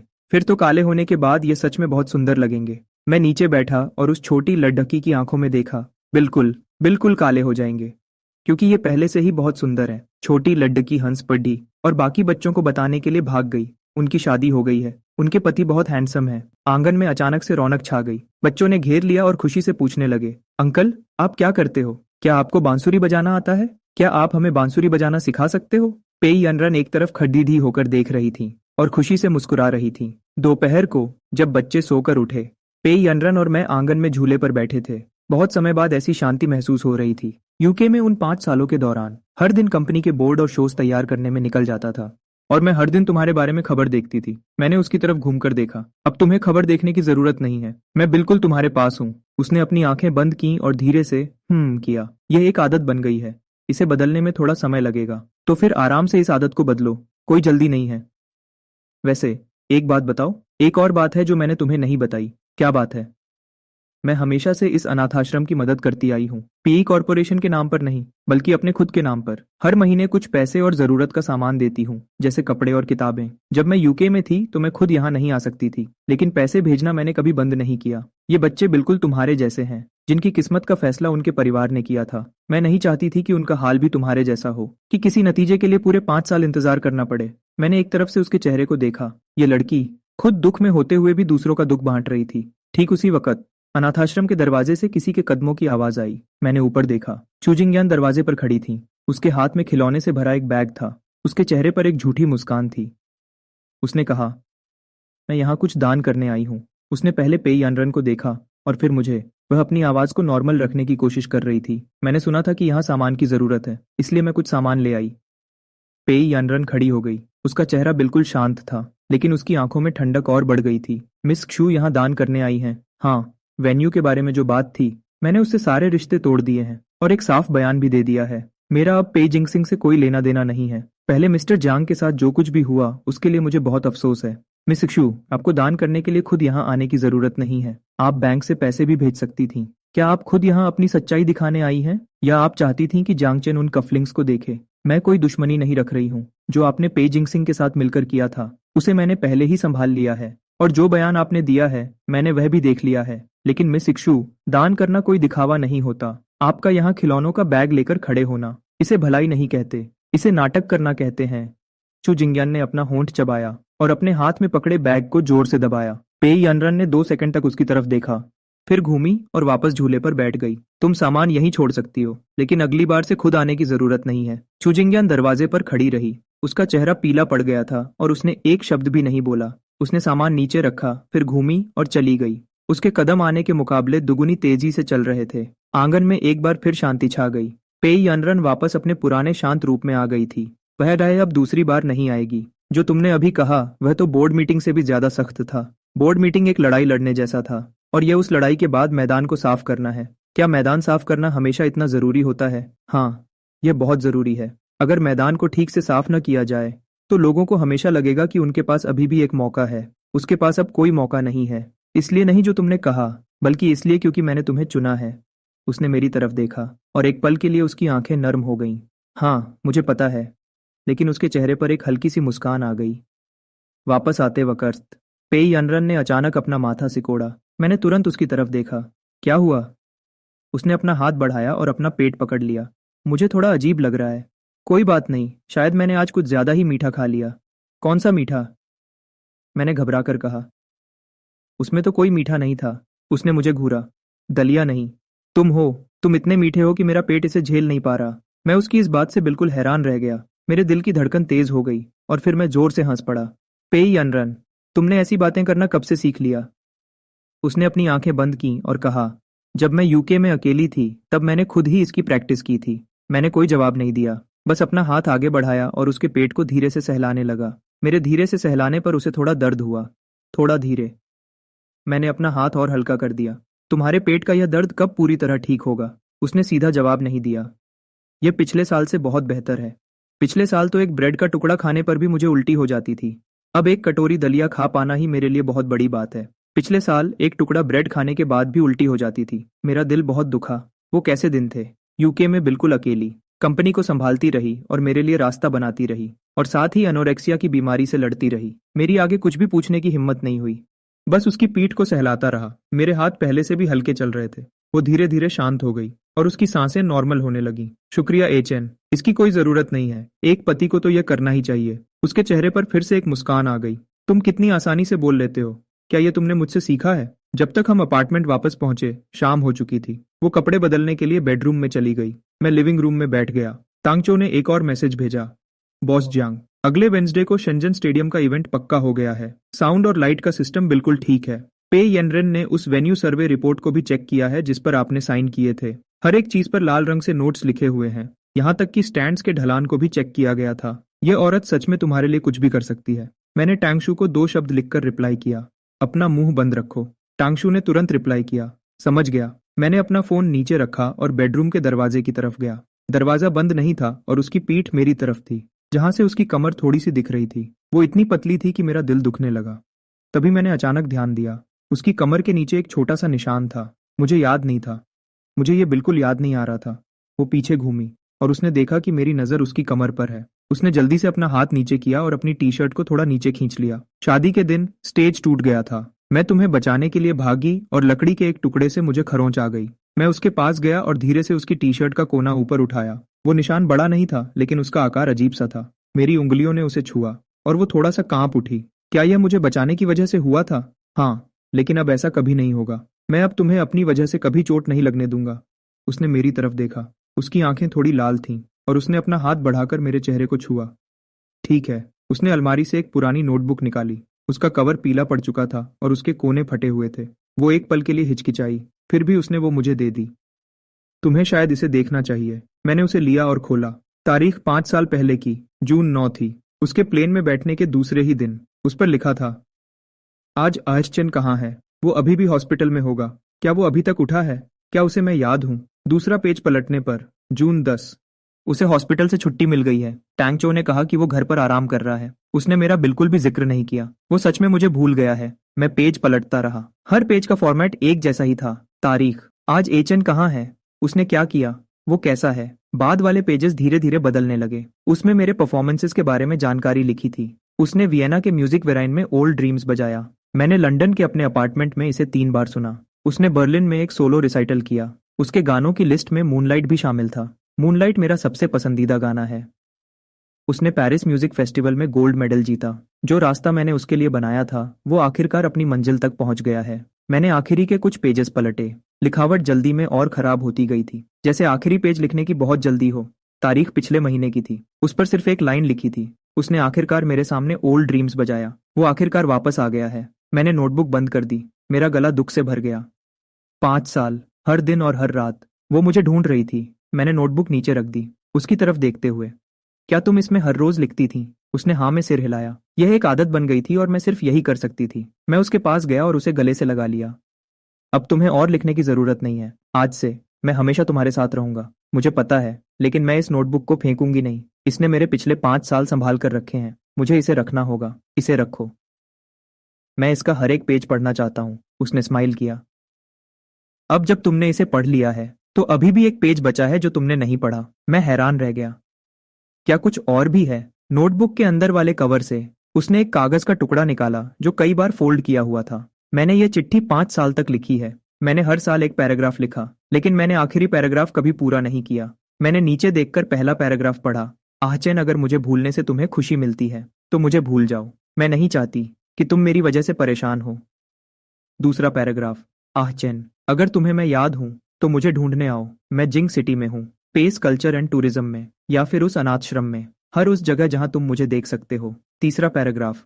आहचिन, अगर तुम मुझसे नफरत करते हो तो मुझे वह भी मंजूर है। मुझसे नफरत करते हो, बस मुझे भूलना मत। नफरत ही सही, कम से कम ये तो दिखाता है कि तुम्हें मैं याद हूं। आखिरी पैराग्राफ की जगह खाली छोड़ी गई थी। आखिरी पैराग्राफ जो मैं लिखना चाहती थी वह था, अगर तुम वापस आते हो तो फिर कभी मत जाना। लेकिन मुझ में यह लिखने की हिम्मत नहीं थी, क्योंकि मुझे यकीन नहीं था कि वह वापस आएगा या नहीं। मैंने उसकी घबराई हुई आंखों में देखा और आखिर में खाली जगह पर एक लाइन लिख दी, मैं वापस आ गया हूँ, अब कभी नहीं जाऊंगा। आखिरकार उसके आंसू बह गए, रोने की वजह से नहीं, बल्कि सुकून की वजह से, पिछले 5 साल के सारे डर को भुलाते हुए।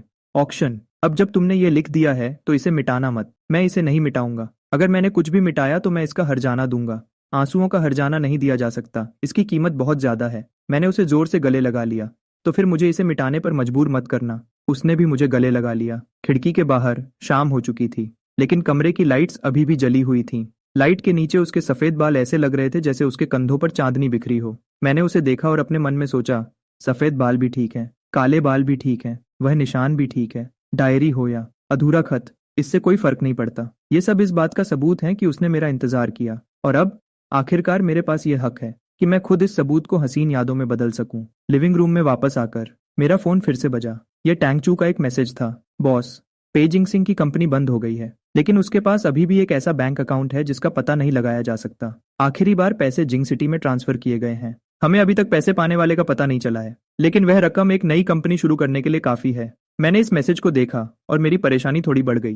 पे जिंग सिंह के पास अभी भी एक बैकअप प्लान था। मेरा चेहरा देखकर पे यानरान ने पूछा, क्या हुआ? पे जिंग सिंह शायद अभी पूरी तरह से खत्म नहीं हुआ है। मैंने उसे अपना फोन दे दिया। उसने मैसेज पर एक नजर डाली और उसके चेहरे पर एक हल्की सी मुस्कान आई। तो उसे आने दो। वह मेरे कंधे पर सर रखकर बैठ गई। उसकी आवाज बिल्कुल शांत थी। वैसे भी अब तुम मेरे साथ हो। लेकिन उसकी उंगलियों ने मेरी स्लीव को जोर से पकड़ रखा था, जैसे वह मुझे छोड़ना नहीं चाहती थी। पे जिंग सिंह के बैंक ट्रांसफर का 3 दिन बाद ची चिंगवॉन ने पता लगा लिया। पैसे पाने वाली एक नकली कंपनी थी, लेकिन पे यानरन उससे भी ज्यादा तेज निकली। पैसे आने से 1 दिन पहले ही उसने अपने लॉयर से कहकर उस अकाउंट को फ्रीज करवा दिया। इससे पहले कि पेजिंग सिंह अपनी आखिरी चाल चलता, उसका रास्ता पहले ही बंद कर दिया गया था। चूजिंगयुन मेरे दोस्तों और जान पहचान के लोगों से दूर हो गई। मैंने वो कफलिंग्स नहीं पहने, लेकिन मैंने उन्हें फेंका भी नहीं। जब पे यानरन ने उस वेलवेट बॉक्स को देखा तो उसने बस एक बात कही, इन्हें बाद के लिए रख लो। इसे उसकी तरफ से तुम्हारे लिए आखिरी तोहफा समझ लो। तुम्हें उसकी दी हुई चीजों से कोई ऐतराज नहीं है? वह मुस्कुराई। उस वक्त फूलों को कुचलना तुम्हारे लिए लड़ना था, अब लड़ने की कोई जरूरत नहीं है। तुम अब मेरे पति हो, अब लड़ने के लिए बचा ही क्या है। 1 महीने बाद तांक्यू को आखिरकार पूरी सच्चाई पता चल गई। सच्चाई जानने के बाद वह हैरान होकर बोला, तो पिछले 5 साल में मेरी तरक्की और सैलरी का बढ़ना, वह सब भी बड़ी मालकिन पेई ने ही अप्रूव किया था। मैं अपनी हंसी नहीं रोक पाया। हाँ हाँ हाँ, आखिरकार तुम्हें पता चल ही गया कि तुम्हारा असली बॉस कौन है। आधे साल बाद पेई यानरन पूरे शरीर के चेकअप के लिए गई।